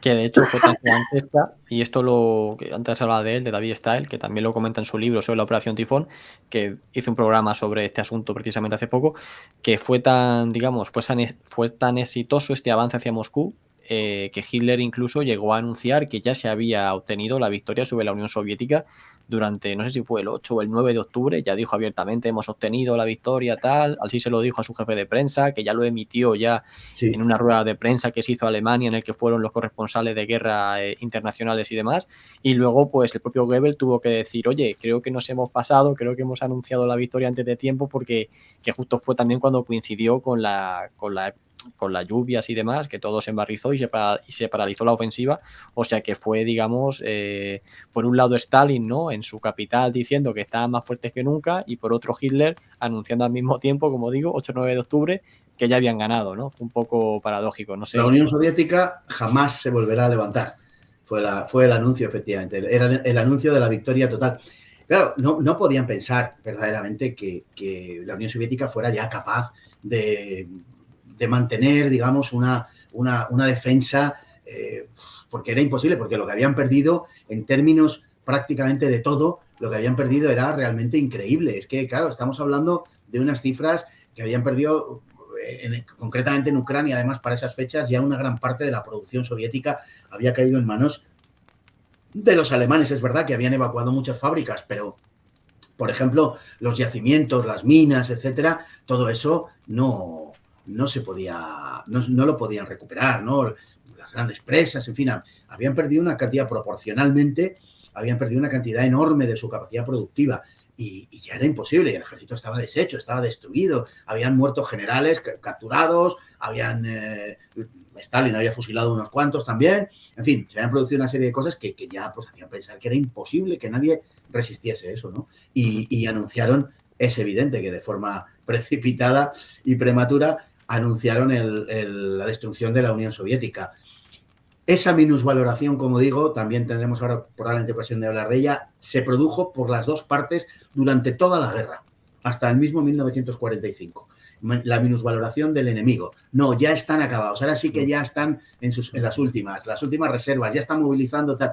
Fue algo continuo y permanente durante toda la Segunda Guerra Mundial, de Hitler hacia Stalin y de Stalin hacia Hitler, de los dos, fue recíproco.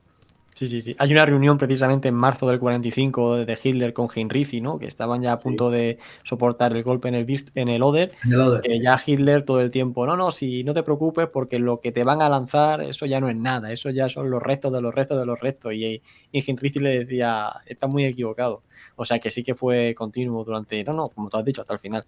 Pues te quería comentar, si quieres hacer una pequeña valoración de las divisiones siberianas, ¿no?, que tan famosas han sido, y en todos los documentales se nombra que gracias a las divisiones que Stalin en esta época, o sea, en esta fecha, ¿no?, en la que se están produciendo estos acontecimientos, estas divisiones siberianas están llegando a Moscú y van a ser las protagonistas del posterior contraataque. No sé qué valoración haces sobre ellas y si crees que tal vez la propaganda pues haya exagerado su papel más de la cuenta o no, o si tienen merecido esta fama.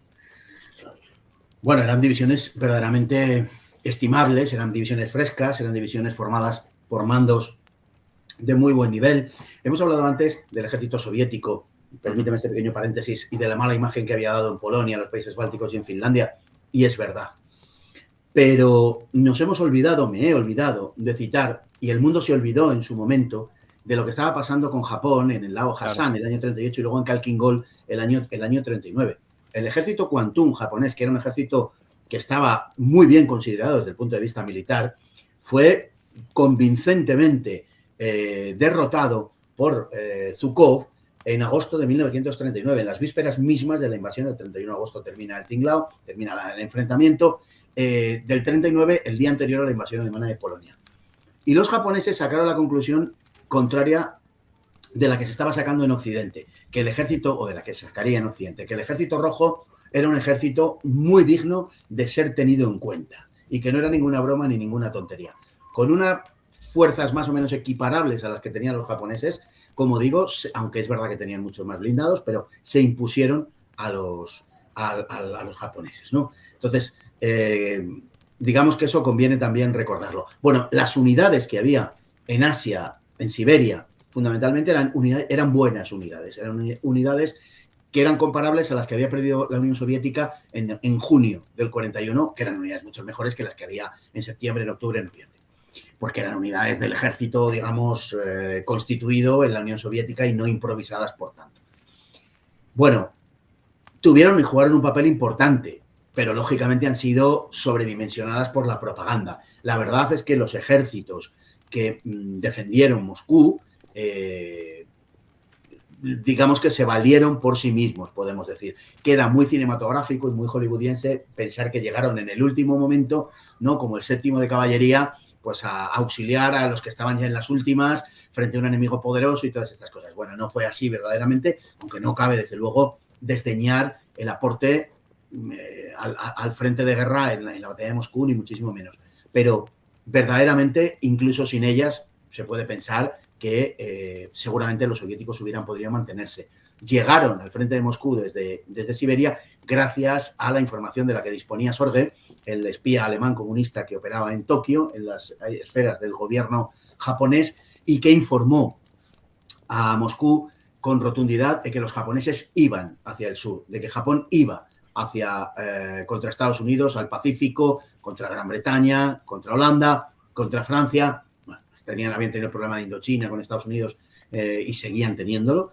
Y bueno, pues les informó de eso y entonces Stalin se fió, no le quedó más remedio, se fió de Sorge, que ya había acertado en la invasión alemana, por ejemplo, y que le suministraba buena información, y ordenó la retirada de las divisiones al frente alemán. Sin duda ninguna fue, pues lógicamente, una aportación de gran valor, pero hay que restarle los aspectos más, digamos, hollywoodienses del asunto. Las divisiones que había peleando en el frente, las divisiones soviéticas, las divisiones que acababa de levantar Stalin, eran divisiones que probablemente se las hubieran compuesto para poder resistir. Muy probablemente entramos otra vez en la historia ficción en el que hubiera pasado y nunca se sabe, porque cuando en un conjunto de cosas se mueve uno de los elementos que constituyen el conjunto, no podemos pensar el conjunto sin ese elemento solamente. Tenemos que pensar que la ausencia de ese elemento modifica todo el conjunto. Entonces no sabemos exactamente qué es lo que hubiera podido pasar en caso de, pero desde luego no tuvieron el papel rotundamente decisivo que durante mucho tiempo bueno, pues se ha querido presentar como el aporte de las divisiones siberianas. Importantes, sí. Decisivas, no.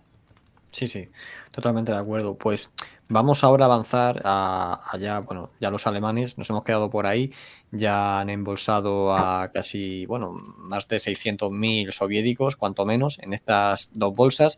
Y aquí ya tenemos a finales de octubre, principios de noviembre, una situación que ya nada tiene que ver con respecto a la que era un mes anterior cuando la Operación Tifón se lanzó, principalmente porque el clima ha cambiado por completo.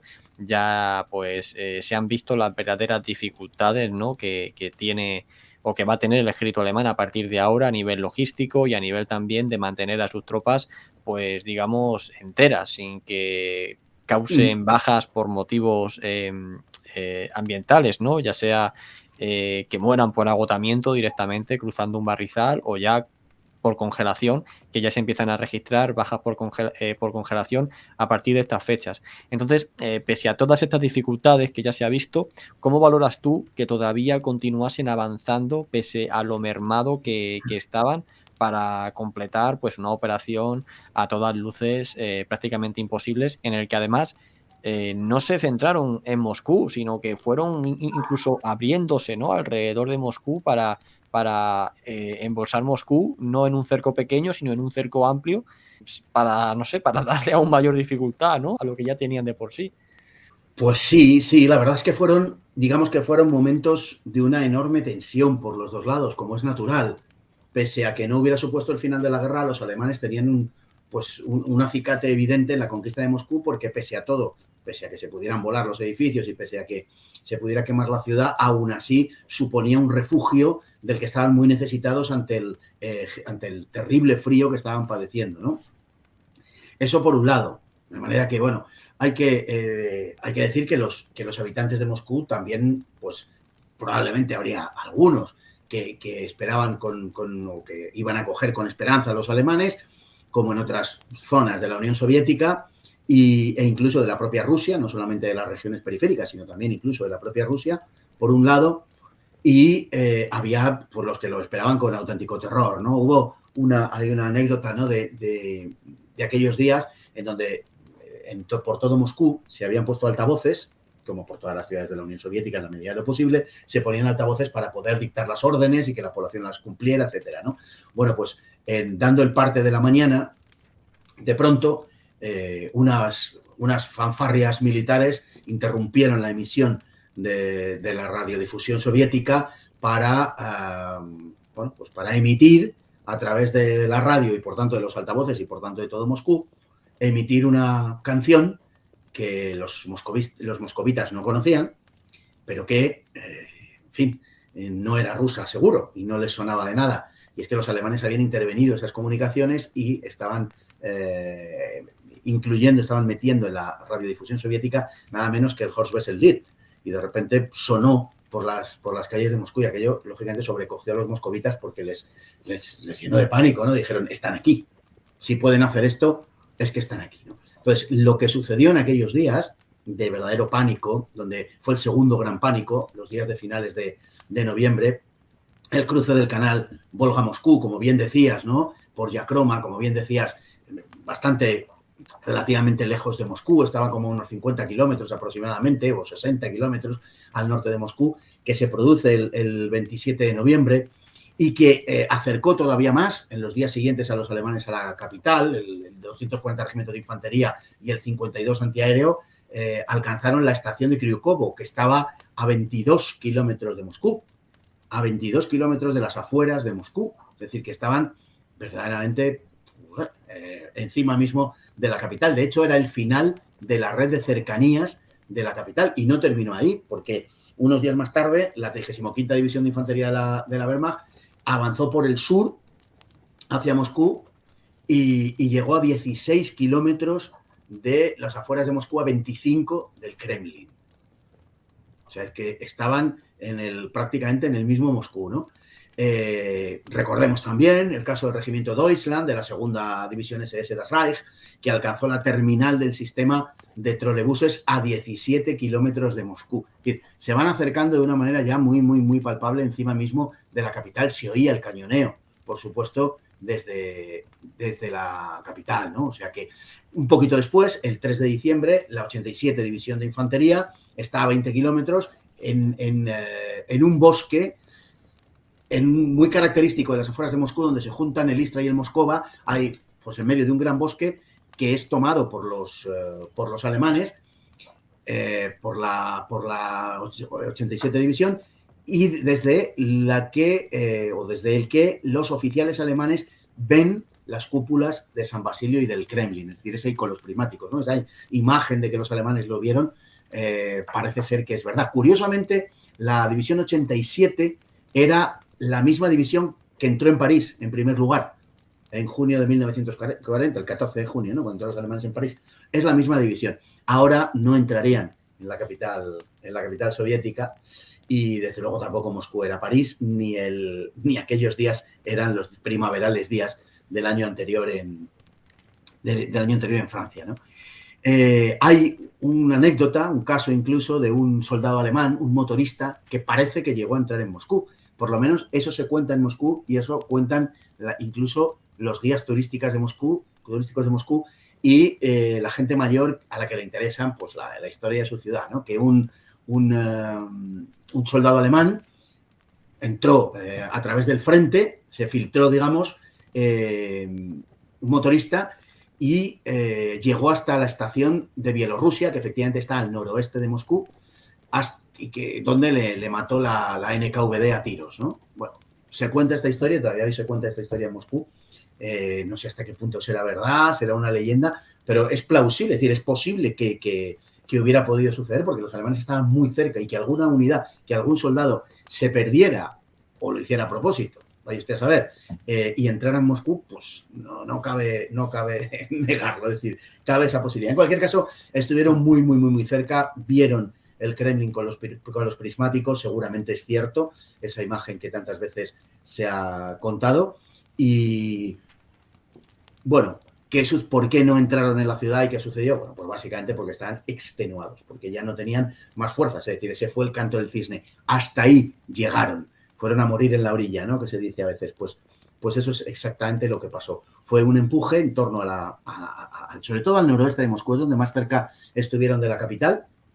Por la parte del noroeste, por el canal Volga-Moscú, y por el sur, recordemos que a partir de Tula estaba Guderian, y también intentó acercarse, no llegó tan lejos, fue uno de los que primero sufrió el contraataque de los soviéticos. Recordemos que Stalin estaba obsesionado con Guderian, decía aquello de deténgame usted a ese demonio de Guderian, porque bueno, pues era el general blindado más conocido, y además su Panzergruppe, el 2, era el mejor dotado de medios blindados, y otros, ¿no? Y el que tenía en general más apoyo. Y bueno, la verdad es que Guderian fue enormemente exitoso a la hora de sacarle partido a esos medios blindados, aunque también habría que hablar de Guderian y echarle de comer aparte, porque también puso en muchos problemas a los ejércitos, a las divisiones de infantería, hacía la guerra por su cuenta, hacía bastante lo que le daba la gana, y los demás se tenían que atener a las decisiones que él tomaba. Luego el éxito era suyo y, en fin, los demás pues que se las apañaran como pudieran. Y claro, que las unidades de infantería tuvieran que seguir con la lengua afuera a los Panzer y a las divisiones motorizadas, que por otro lado eran escasas, como decimos, pero en fin, de Guderian, pues para las divisiones de infantería no sé, habría que haber hecho una encuesta entonces a ver qué pensaban de Guderian las divisiones de infantería del ejército alemán. Pero vamos, que sí, estuvieron absolutamente, pues eso, muy cerquita de Moscú. Fue la segunda fase de la Operación Tifón y estuvieron, como digo, a punto de conquistar la capital. Bien entendido que no debemos considerar que esa toma de la capital representaba el triunfo final. Es decir, que hay veces que cuando se dice los alemanes estuvieron a punto de tomar Moscú y tal, como diciendo, estuvieron a punto de ganar la guerra. No, y además es que si pensamos que además eso es simultáneo prácticamente a Pearl Harbor, por ejemplo, y a la declaración de guerra subsiguiente de Hitler a los Estados Unidos el 11 de diciembre, pues tenemos ya la absoluta imposibilidad por parte de Alemania de ganar la guerra. Entonces, bueno, hay que relativizar un tanto la cuestión, pero no deja de ser, desde luego, un tema apasionante, claro. Un pequeño inciso, ¿te has unido ya a nuestro canal de Telegram? Noticias, pequeñas curiosidades que no dan para vídeo, información sobre nuestros próximos viajes, nuestras próximas conferencias, nuestras próximas entrevistas, pero sobre todo la seguridad de que por ahí el mensaje siempre llega. Tienes el link en la descripción de este programa.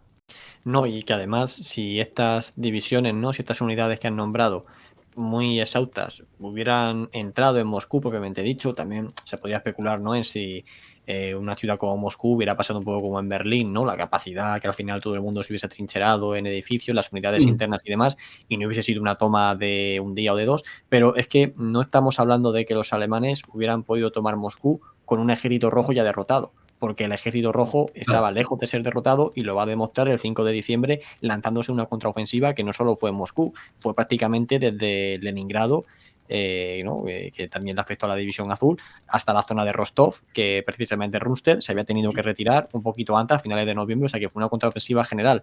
A lo que voy, que aun si estas unidades hubieran entrado en Moscú, propiamente dicha, como hizo Napoleón, ¿no?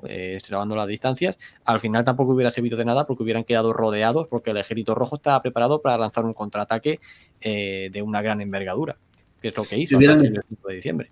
Efectivamente, se hubieran metido probablemente en una trampa. Lo que pasa es que ahí, de la misma manera que Stalin facilitó enormemente la victoria alemana en Kiev y le dio la dimensión, le proporcionó la dimensión que finalmente tuvo aquella victoria alemana, que lo hubiera sido seguramente en cualquier caso, pero no de las dimensiones que lo fue, pues pasó un poco lo mismo en Moscú.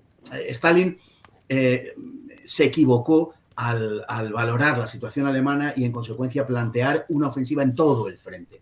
Zhukov, por el contrario, le decía que había que concentrar las tropas en los puntos más débiles de los alemanes y fundamentalmente en el grupo de ejércitos centro, que había que percutir contra el grupo de ejércitos y buscar la derrota y deshacerlo, ¿no? Pero claro, intentar una ofensiva desde el Mar Negro hasta el Báltico contra todo lo que se movía y tal, pues lógicamente fue lo que impidió que los soviéticos consiguieran una victoria verdaderamente convincente. La batalla de Moscú es una batalla que, en fin, está un poco en el fiel de la balanza. No es verdaderamente, desde el punto de vista estratégico, en la medida en la que los alemanes no consiguen la victoria, obviamente no es una victoria alemana, es una derrota alemana, pero no termina de ser una victoria soviética, siendo una derrota alemana. Es una cosa curiosa, ¿no? Hay que analizarlo desde un punto de vista táctico y también desde un punto de vista estratégico. Y desde ese punto de vista, pues hay que valorarlo. Es decir, Hitler no consigue sus objetivos en el ataque de Tifón, pero Stalin tampoco consigue sus objetivos en el ataque de la contraofensiva soviética.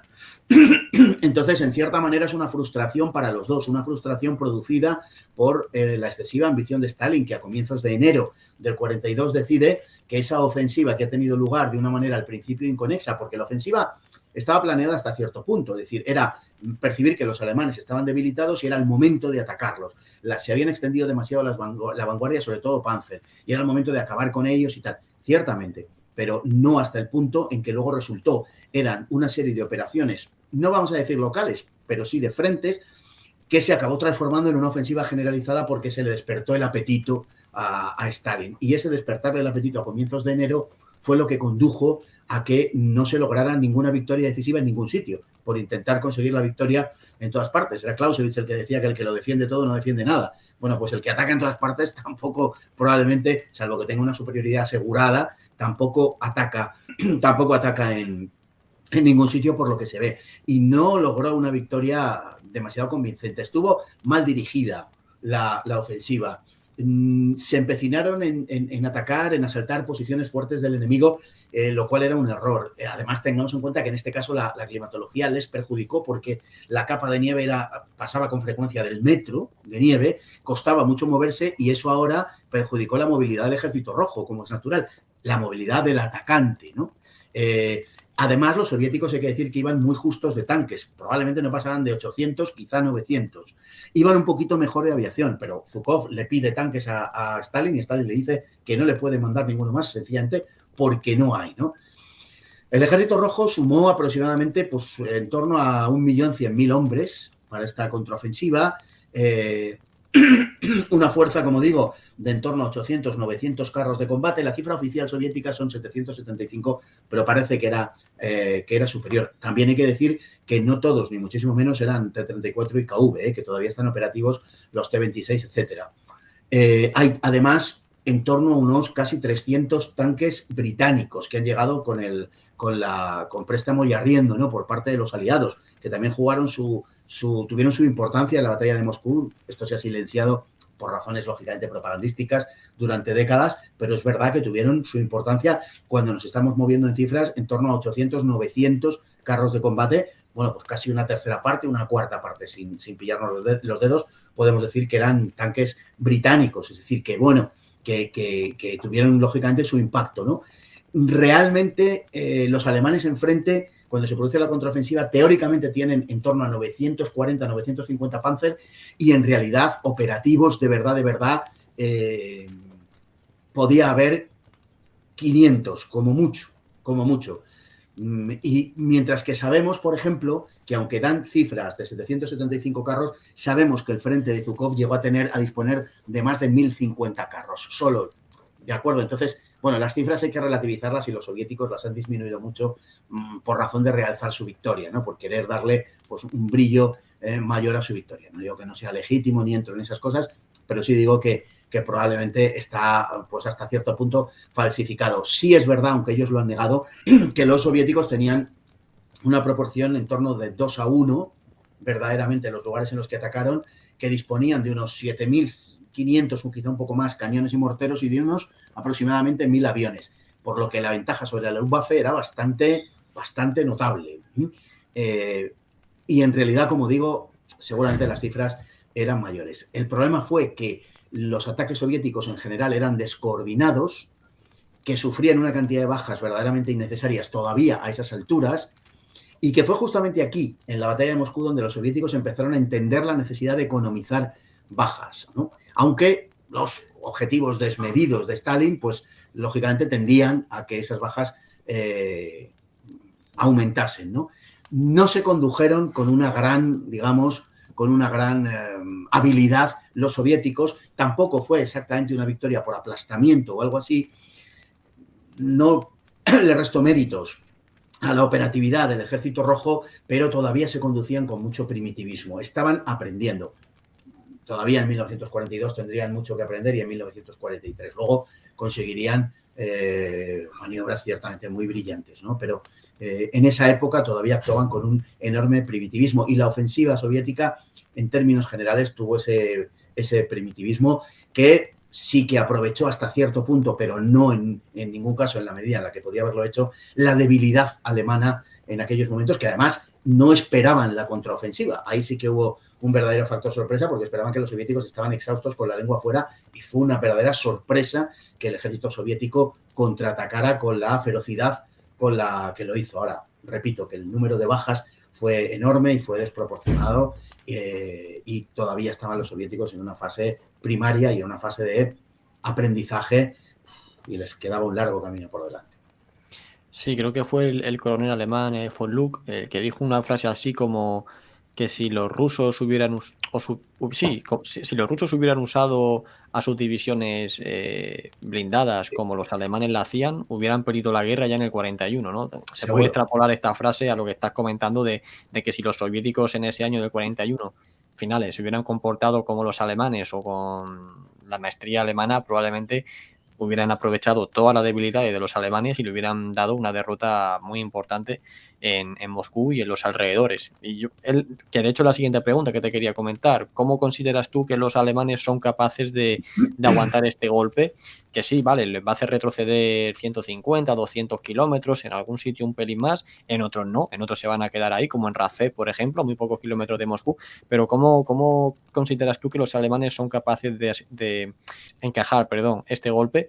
Porque, como tú has dicho, a finales del 41, Alemania va a sufrir muchos cambios. En primer lugar, renuncia a cualquier esperanza de victoria. Se mete en guerra con Estados Unidos. Y luego tenemos también el, entre comillas, sí, o sin entre comillas, golpe de Estado que Hitler hace en el ejército, quedándose él a los mandos y ya, pues, se hace a pie juntillas lo que él dice sí o sí, ya no hay espacio para la duda, como hasta esa fecha pues podría haber un poco.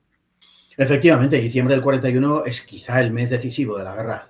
Sí, posiblemente, ¿no? Se pueden encontrar muchas fechas también, pero la batalla de Moscú, la contraofensiva soviética, Pearl Harbor, la declaración de guerra alemana a Estados Unidos, en fin, probablemente sí, ¿no? Los alemanes, bueno, yo creo que hay 3 puntos polémicos en el desarrollo, digamos, militar de la campaña. Hay muchas otras cosas más, lógicamente, en el terreno político, ideológico, diplomático, etcétera, pero en el terreno militar yo creo que hay 3 puntos principales, que son la decisión de Kiev, me refiero a puntos que generan debate, ¿no? La decisión de Kiev, la decisión de hacer los cercos más pequeños y la decisión ante Moscú de resistir a toda costa. Bueno, esos 3 puntos enfrentaron a Hitler con su Estado Mayor, con el alto mando del ejército, ¿no? Yo creo que cada vez más los historiadores conceden que en aquellos debates la razón estaba del lado de Hitler y no del alto mando del ejército. Yo creo que esto cada vez está más, resulta más claro, ¿no? En el caso de lo que sucede ante Moscú, vamos a ver, Hitler da la orden de alto el 8 de diciembre, ¿no? La orden de resistir a toda costa. Bueno, esto ha generado una enorme polémica, porque ¿verdaderamente esa orden de resistir a toda costa era una orden de resistir a toda costa? Esto lo primero.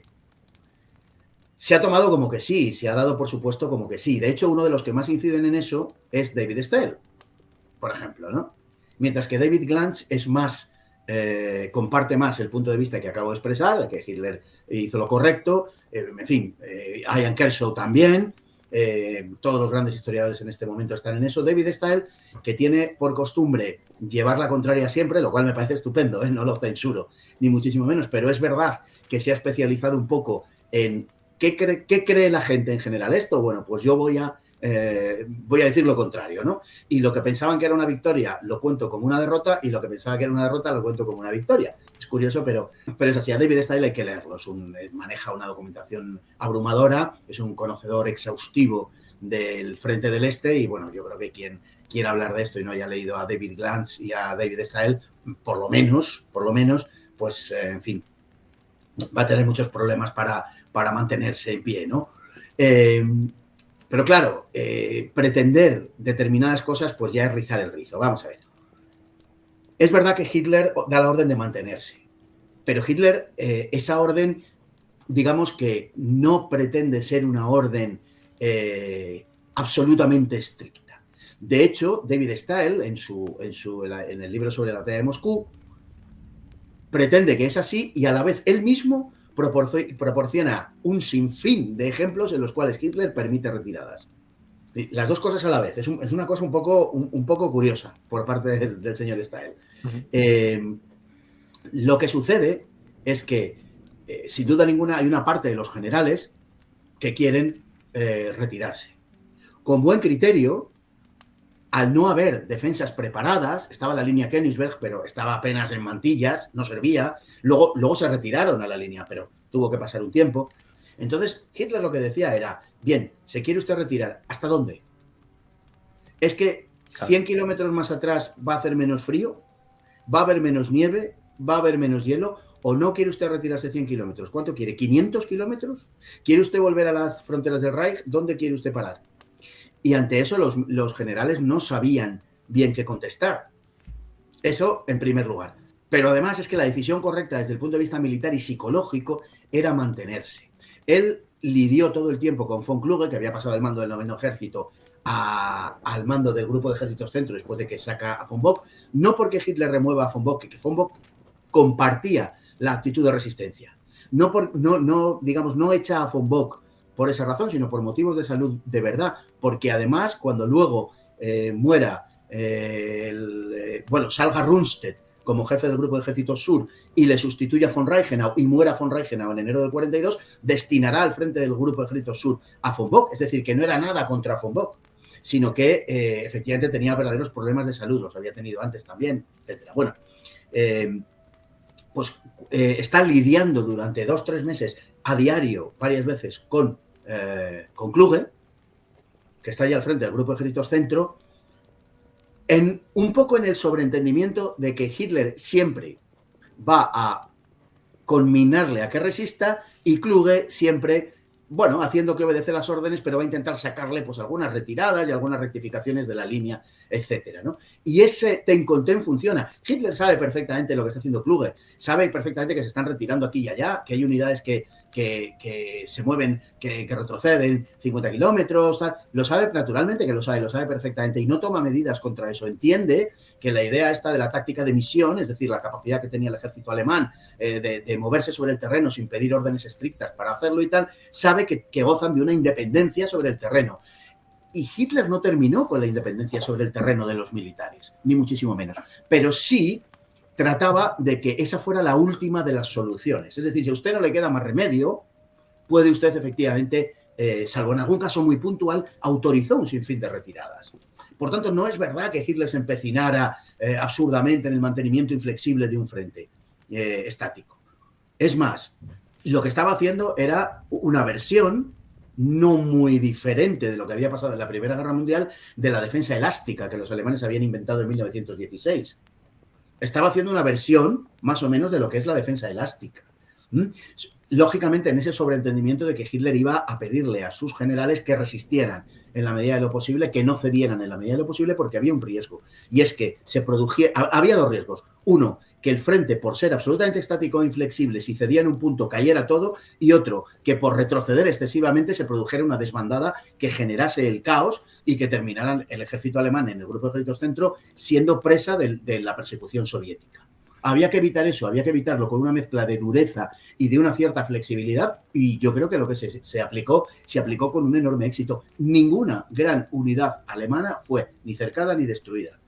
Ninguna. Si de verdad lo que hizo Hitler fue, la determinación que tomó Hitler fue tan contraria a los intereses del ejército alemán, ¿por qué no se produjo esto? Pues porque realmente se tomaron las decisiones correctas.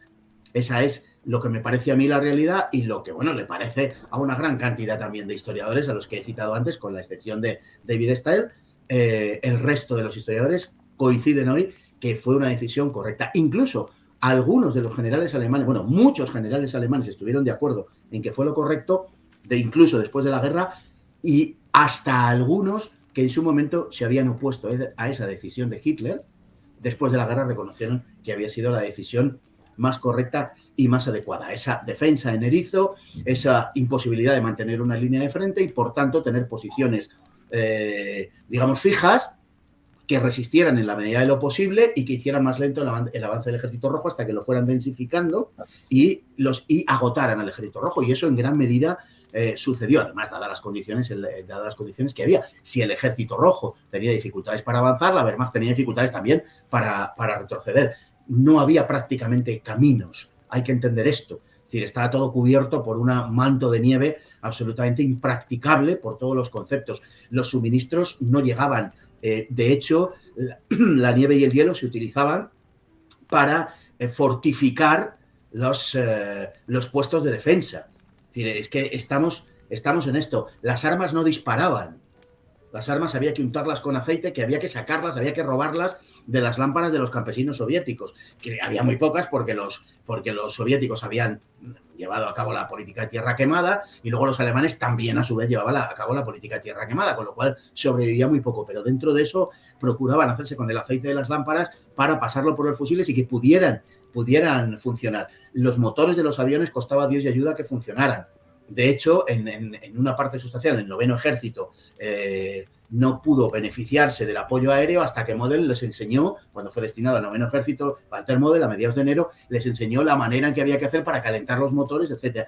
Los tanques no funcionaban 3/4 de lo mismo y además había que hacerlos funcionar gastando una enormidad de combustible porque no se podían apagar, había que tenerlos permanentemente funcionando cuando el combustible era uno de los grandísimos problemas del ejército alemán. Es decir, que al final la decisión de resistir fue una decisión que verdaderamente salvó el frente y me parece que es, en fin, yo creo que es poco, me parece poco discutible y yo creo que hoy los historiadores en general la discuten poco. En general se reconoce que fue la decisión más acertada, ¿no? ¿Fue la decisión de Hitler la causa de que el frente resistiera? Yo creo que sin duda ninguna, sobre todo combinada con una cierta flexibilidad. Además, había otras cosas. Bueno, pues hay algunas frases de esos generales, como digo, como el propio Bock, que decía que Hitler no tenía nada contra el enderezamiento de las líneas, ¿no? Y citaba los casos de Klin y de Kalinin, por ejemplo, ¿no? Y muchísimos otros militares. En fin, sería larguísima la serie, citarlo simplemente, la serie de militares que estaban de acuerdo con las decisiones que tomó Hitler al respecto. Que siempre se pueden matizar, que siempre pudo haber sido algo más flexible, seguramente, que también podría haber sido algo más rígido, seguramente, pero no cabe ninguna duda de que fue la tercera de las grandes decisiones que tomó Hitler, después de la de Kiev y después de la de empequeñecer los cercos, que contribuyó enormemente, en este caso, a que el ejército alemán no se viniera abajo. Una decisión de retirada del ejército alemán probablemente hubiera terminado provocando el caos del frente y no sabemos qué hubiera podido pasar, porque lógicamente si el grupo de ejércitos centro se hubiera venido abajo, los flancos del grupo de ejércitos norte y sur se hubieran quedado al descubierto y hubieran tenido también, lógicamente, que retroceder rapidísimamente. ¿Y qué hubiera pasado en las condiciones climatológicas que estaban sufriendo en aquel momento? Pues es imposible de saber, pero es muy difícil prever o presuponer que hubiera salido con bien de aquella circunstancia, ¿no? Sí, claro, luego se hacen comparaciones con lo que, por ejemplo, pasó en el 44, la Operación Bagration, donde se intentan repetir este modo de actuar, y ahí sí que, claro, ahí ya sí que muchas divisiones alemanas y ejércitos enteros van a ser cercados en el grupo de ejércitos centro, ¿no? En Bagration, pero claro, ni estamos hablando de que es el mismo ejército rojo, porque el ejército rojo que está operando a finales de diciembre es muy torpe en comparación con este ejército soviético del 44, ni tenemos tampoco el mismo tiempo, ¿no? Estamos hablando de invierno y aquí en Bagration es verano, entonces claro, se hacen ese símil de decir, ahí funcionó y luego no.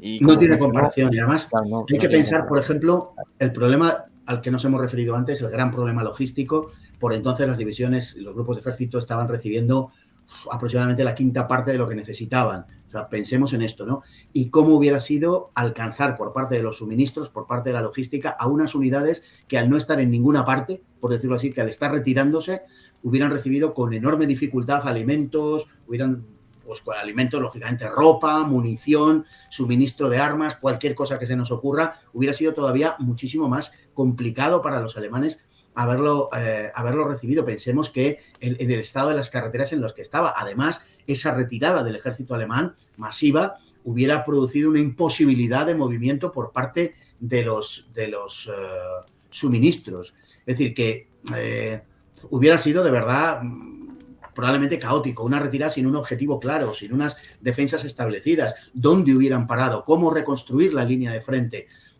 La solución alternativa a la que se adoptó hubiera sido en cualquier caso peor, más flexible o más rígida, seguramente hubiera sido peor. Siempre cabe pensar que se podían haber hecho mejor las cosas, por supuesto, pero en términos generales la decisión, que duda cabe, fue positiva y fue la que salvó el frente. Positiva, lógicamente, para quien adopta la decisión, claro.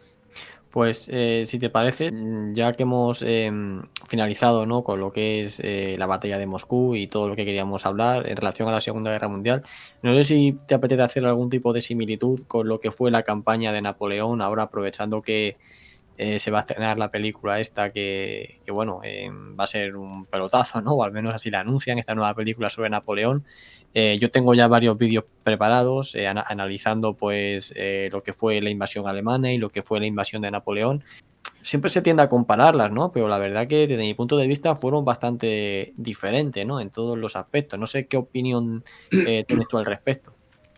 Bueno, fueron bastante diferentes. Hay algunas similitudes, como es lógico, no puede ser de otra manera, pero fueron bastante diferentes, entre otras cosas, porque estamos en un caso, en una época en la que la tecnología ha alcanzado un determinado grado de desarrollo, donde hay vehículos a motor, donde existe la radio, donde hay aviones. No tiene nada que ver con un ejército que podemos llamar premoderno, un ejército del siglo XVIII-XIX, 1812, pues lógicamente, en fin, no se puede comparar, pero siempre hay algunos elementos.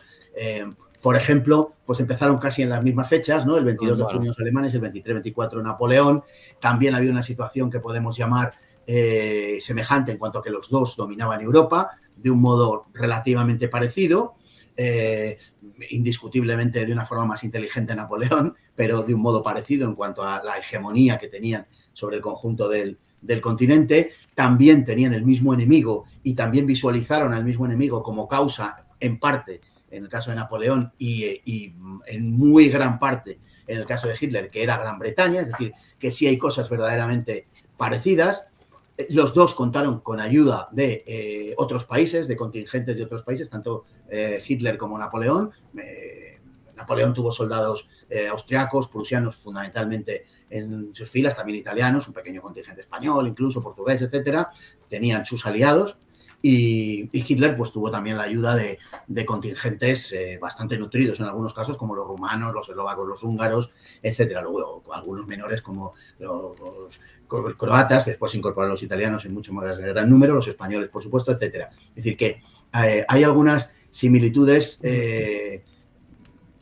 claras, pero luego hay otras que no se parecen prácticamente, que hace que no se parezcan prácticamente en nada. En primer lugar, el ejército francés era mucho menos numeroso. Había unos 700.000 franceses aproximadamente invaden Rusia, y los rusos tienen en ese momento un ejército de 300.000.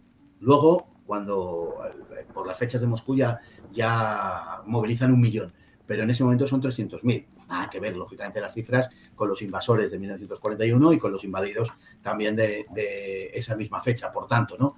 Al revés que en el caso de Hitler, Napoleón hizo una oferta de paz al zar Alejandro que este no contestó.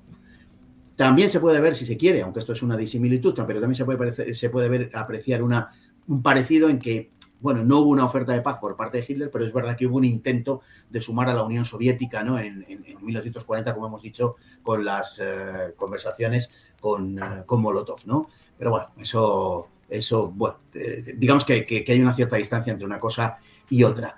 En el caso del despliegue militar, Napoleón se dirige a un solo objetivo, se dirige a Moscú. No tiene nada que ver con la invasión alemana, que es una invasión en todo el frente, y por tanto es muy, muy, muy distinto. Y además, en el caso de Napoleón, los rusos, no se retiraban, como muchas veces se ha contado, como una estrategia para atraer a los franceses. No. Los rusos eran derrotados por los franceses y se sostenían como podían y daban la pelea donde podían. Lo que pasa es que no les daba tiempo a recuperar el equilibrio y eran empujados por el ejército francés, pero no fue una táctica premeditada, ni muchísimo menos.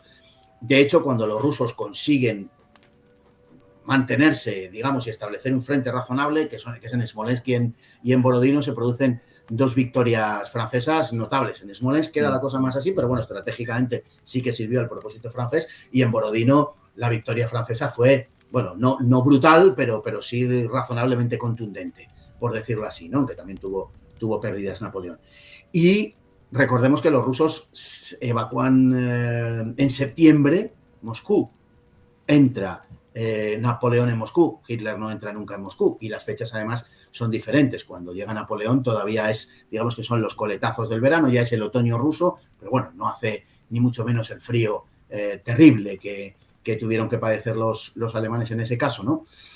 Conquistó Moscú, por aquella época, como digo, ya tenían los rusos movilizados 1 millón de hombres, y en octubre es cuando los franceses se marchan de Moscú, es decir, se incendian Moscú, por entonces era completamente de madera, menos el Kremlin y poco más, era toda la capital de madera, incendia Moscú, Napoleón se tiene que marchar de allí, emprende una retirada y los rusos le plantean, bueno, pues una especie de guerra de guerrillas, para entendernos, ¿no? De unidades que atacan, caballería, cosacos, que acosan a los franceses en la retirada y, bueno, pues se producirá las deserciones masivas de los austriacos, de los prusianos, lógicamente, y en noviembre, pues con un frío terrible, comparable al que tuvieron que padecer los alemanes, cruzará el Niemen, ¿no?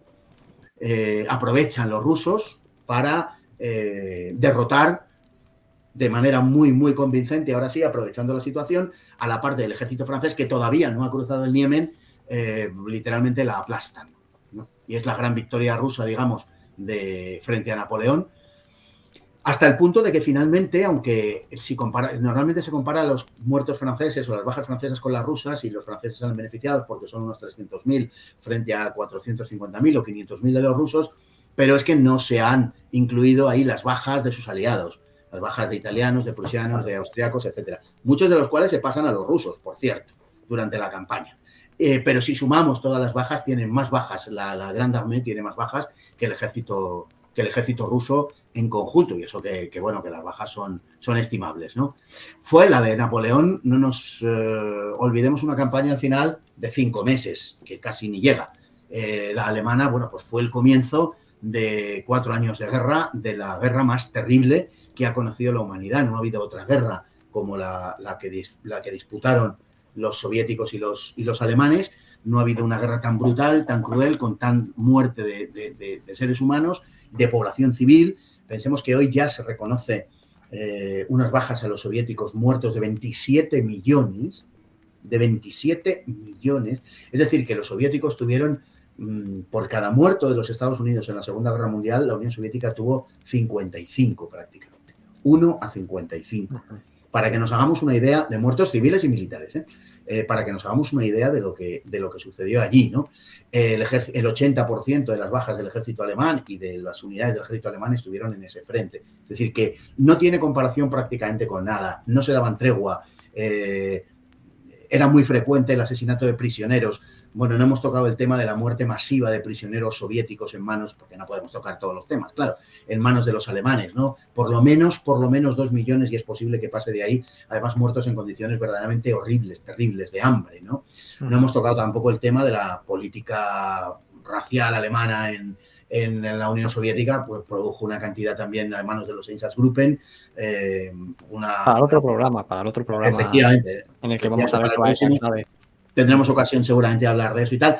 Y quiero decir con esto, fundamentalmente, ilustrar la brutalidad de esa guerra, respondida por los soviéticos de igual manera, con la misma brutalidad.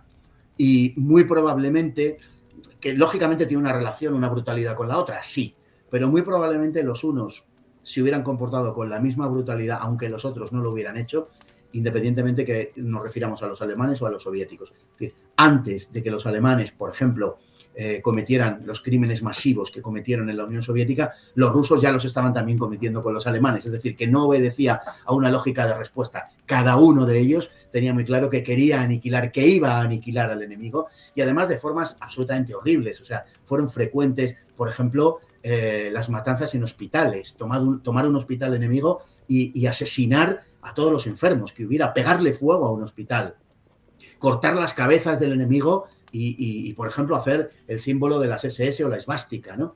Ese tipo de cosas sucedieron, ¿no? Y bueno, matanzas verdaderamente brutales. Mandos de uno y otro lado daban permiso a sus soldados para que durante una semana, por ejemplo, no hicieran prisioneros.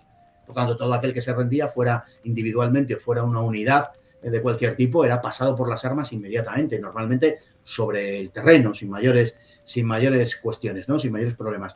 Y fue una guerra que es de muy difícil alcance verdaderamente para el europeo contemporáneo entender lo que allí pasó durante 4 años, lo que en el Frente del Este sucedió durante 4 años de una brutalidad auténticamente espeluznante, ¿no?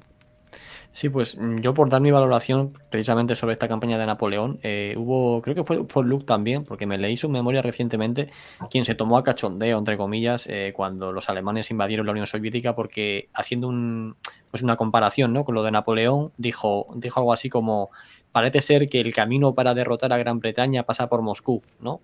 Refiriéndose a lo que tuvo que hacer Napoleón y lo que tenían que hacer a los alemanes, ¿no? Pero yo lo que me refiero de las principales diferencias, desde mi punto de vista, que hubo entre la invasión de Napoleón y la alemana, fue en primer lugar que mientras yo creo que Barbarroja fue una operación que los generales alemanes encajaron con entusiasmo, porque de verdad la mayoría eran anticomunistas y es una guerra que le motivó, o al menos así lo han reflejado en su correspondencia y demás.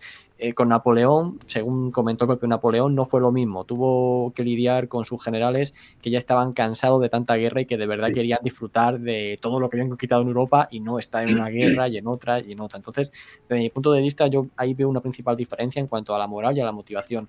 Y luego Tienes razón. Y además, Barbarroja es más o menos, podemos situarlo al principio de la guerra para entendernos, todavía se conservaba ese entusiasmo y se venían de grandes victorias, etcétera, y dominar toda Europa, mientras que la campaña de Napoleón es ya al final de las guerras napoleónicas. Y en ese sentido es una diferencia también, efectivamente, como bien apuntas, muy, muy notable. Sí. Y ya la segunda, desde mi punto de vista, sería el tema de que los alemanes sí que llegan a derrotar ampliamente al ejército rojo, aunque luego se pueda recuperar, pero sí que lo llegan a derrotar y es su objetivo. Pero Napoleón, aunque sí que va obteniendo derrotas, pero desde mi punto de vista son menos importantes que las que hace la Wehrmacht. Y luego, sobre todo eso, que mientras los alemanes, por así decirlo, derrotan al ejército rojo, aunque, como hemos dicho, los soviéticos son capaces de recomponerse, pero no van a tomar Moscú, y a Napoleón, salvando toda la distancia, le pasa lo contrario, y es que no llega a derrotar ampliamente al zar Alejandro, aunque sí que, como has dicho, ¿no?, en la batalla de Borodino sí que le inflige una gran derrota, pero desde mi punto de vista no es comparable con un Kiev, ¿no?, o con un Brest-Marbriansk, pero él sí que toma Moscú, pero tampoco le sirve para nada, ¿no? Entonces es como cada uno hizo una cosa, entre comillas, diferente, pero ni le sirvió a Napoleón ni le sirvió a Hitler, ¿no? Por eso es simplemente la paradoja que quería apuntar, ¿no? Sí, pero bueno, tienes toda la razón, lo comparto absolutamente y son cuestiones de verdadera relevancia. Así fue. Al final uno saca la conclusión de lo difícil que es derrotar a Rusia.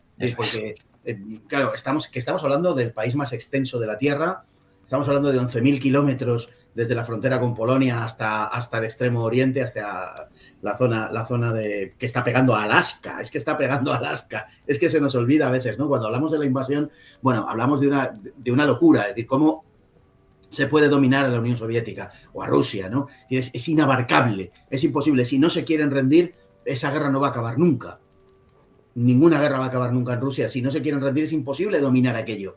Es la 8ª parte de todas las tierras emergidas del mundo. Es que es imposible. Por entonces tenía además 200 millones de habitantes. Pensemos que la Gran Alemania tenía 80 millones de habitantes. Es decir, un 40%, ¿no?, de la población que tenía la Unión Soviética. Y por eso, por no hablar de la extensión, era imposible dominarla. Es una locura pensar que eso se pueda dominar. Lógicamente hay que hacerlo por medio de la vía militar, la vía política en la que se pueda, pero al final tiene que venir todo por parte de una derrota, por la vía de una derrota política. Mientras el gobierno diga, señores, se acabó, no podemos más, vamos a llegar a la paz, vamos a llegar a un acuerdo, nos vamos al otro lado de los Urales, como Hitler en algún momento en sus conversaciones sobre mesa dijo, ¿no? Dijo, bueno, a mí si Stalin quiere montar su estado bolchevique en Asia, al otro lado de los Urales, que lo monte, me da igual. Él lo que quería pues era hasta los Urales, hasta la Rusia soviética y tal, ¿no? Es decir, todo eso es una auténtica locura por razón de que la extensión de Rusia es sencillamente inabarcable. La lección es que ninguno de los invasores de Rusia nunca ha conseguido verdaderamente ponerle ponerla de rodillas. La han derrotado, ha sufrido derrotas espantosas. Y la capacidad del pueblo ruso se puede interpretar como la capacidad de sufrir, su patriotismo, su convicción, lo que se quiera. Pero la capacidad del pueblo ruso pues está ahí y de verdad que parece que es absolutamente indoblegable. Incluso con un régimen como el de Stalin, ante el que tenían muchas razones para protestar, para sentirse arrojados, para sentirse oprimidos, etcétera, y sin duda muchísima gente, sin duda ninguna, se sentía así, pero cuando Stalin llama, sobre todo viendo además el comportamiento de los alemanes, cuando Stalin llama a la guerra patriótica, cuando Stalin invoca el pasado de Rusia, que es lo que hizo sobre todo desde el principio realmente, ¿no? Sí. Pero ya de una forma, en fin, a partir del otoño de 1940, de una forma abierta, directa y sin tapujos, cuando hace eso, la población se suma entusiásticamente a la defensa de la madre patria. Rusia es mucha Rusia. Pues nada, Fernando, si te parece lo dejamos aquí. Espero que a la audiencia pues le haya gustado este programa en el que nos hemos centrado principalmente en lo que fue la batalla de Moscú, aunque obviamente había que ponerse en contexto, y ya lo dejamos preparado para ese segundo programa dentro de unos meses, cuando tu nuevo libro pues esté disponible, que yo leeré con gran entusiasmo. Pues fenomenal, cuando tú quieras, a tu disposición, es siempre de verdad que un placer. Tengo que pedir perdón otra vez por el carraspeo, que yo sé que se hace complicado para los oyentes y los que vean el vídeo. Pues que lo siento, que sé que es molesto, perdónenme. Nada. Pues muchísimas gracias por venir, un saludo a todos y nos vemos en el próximo programa.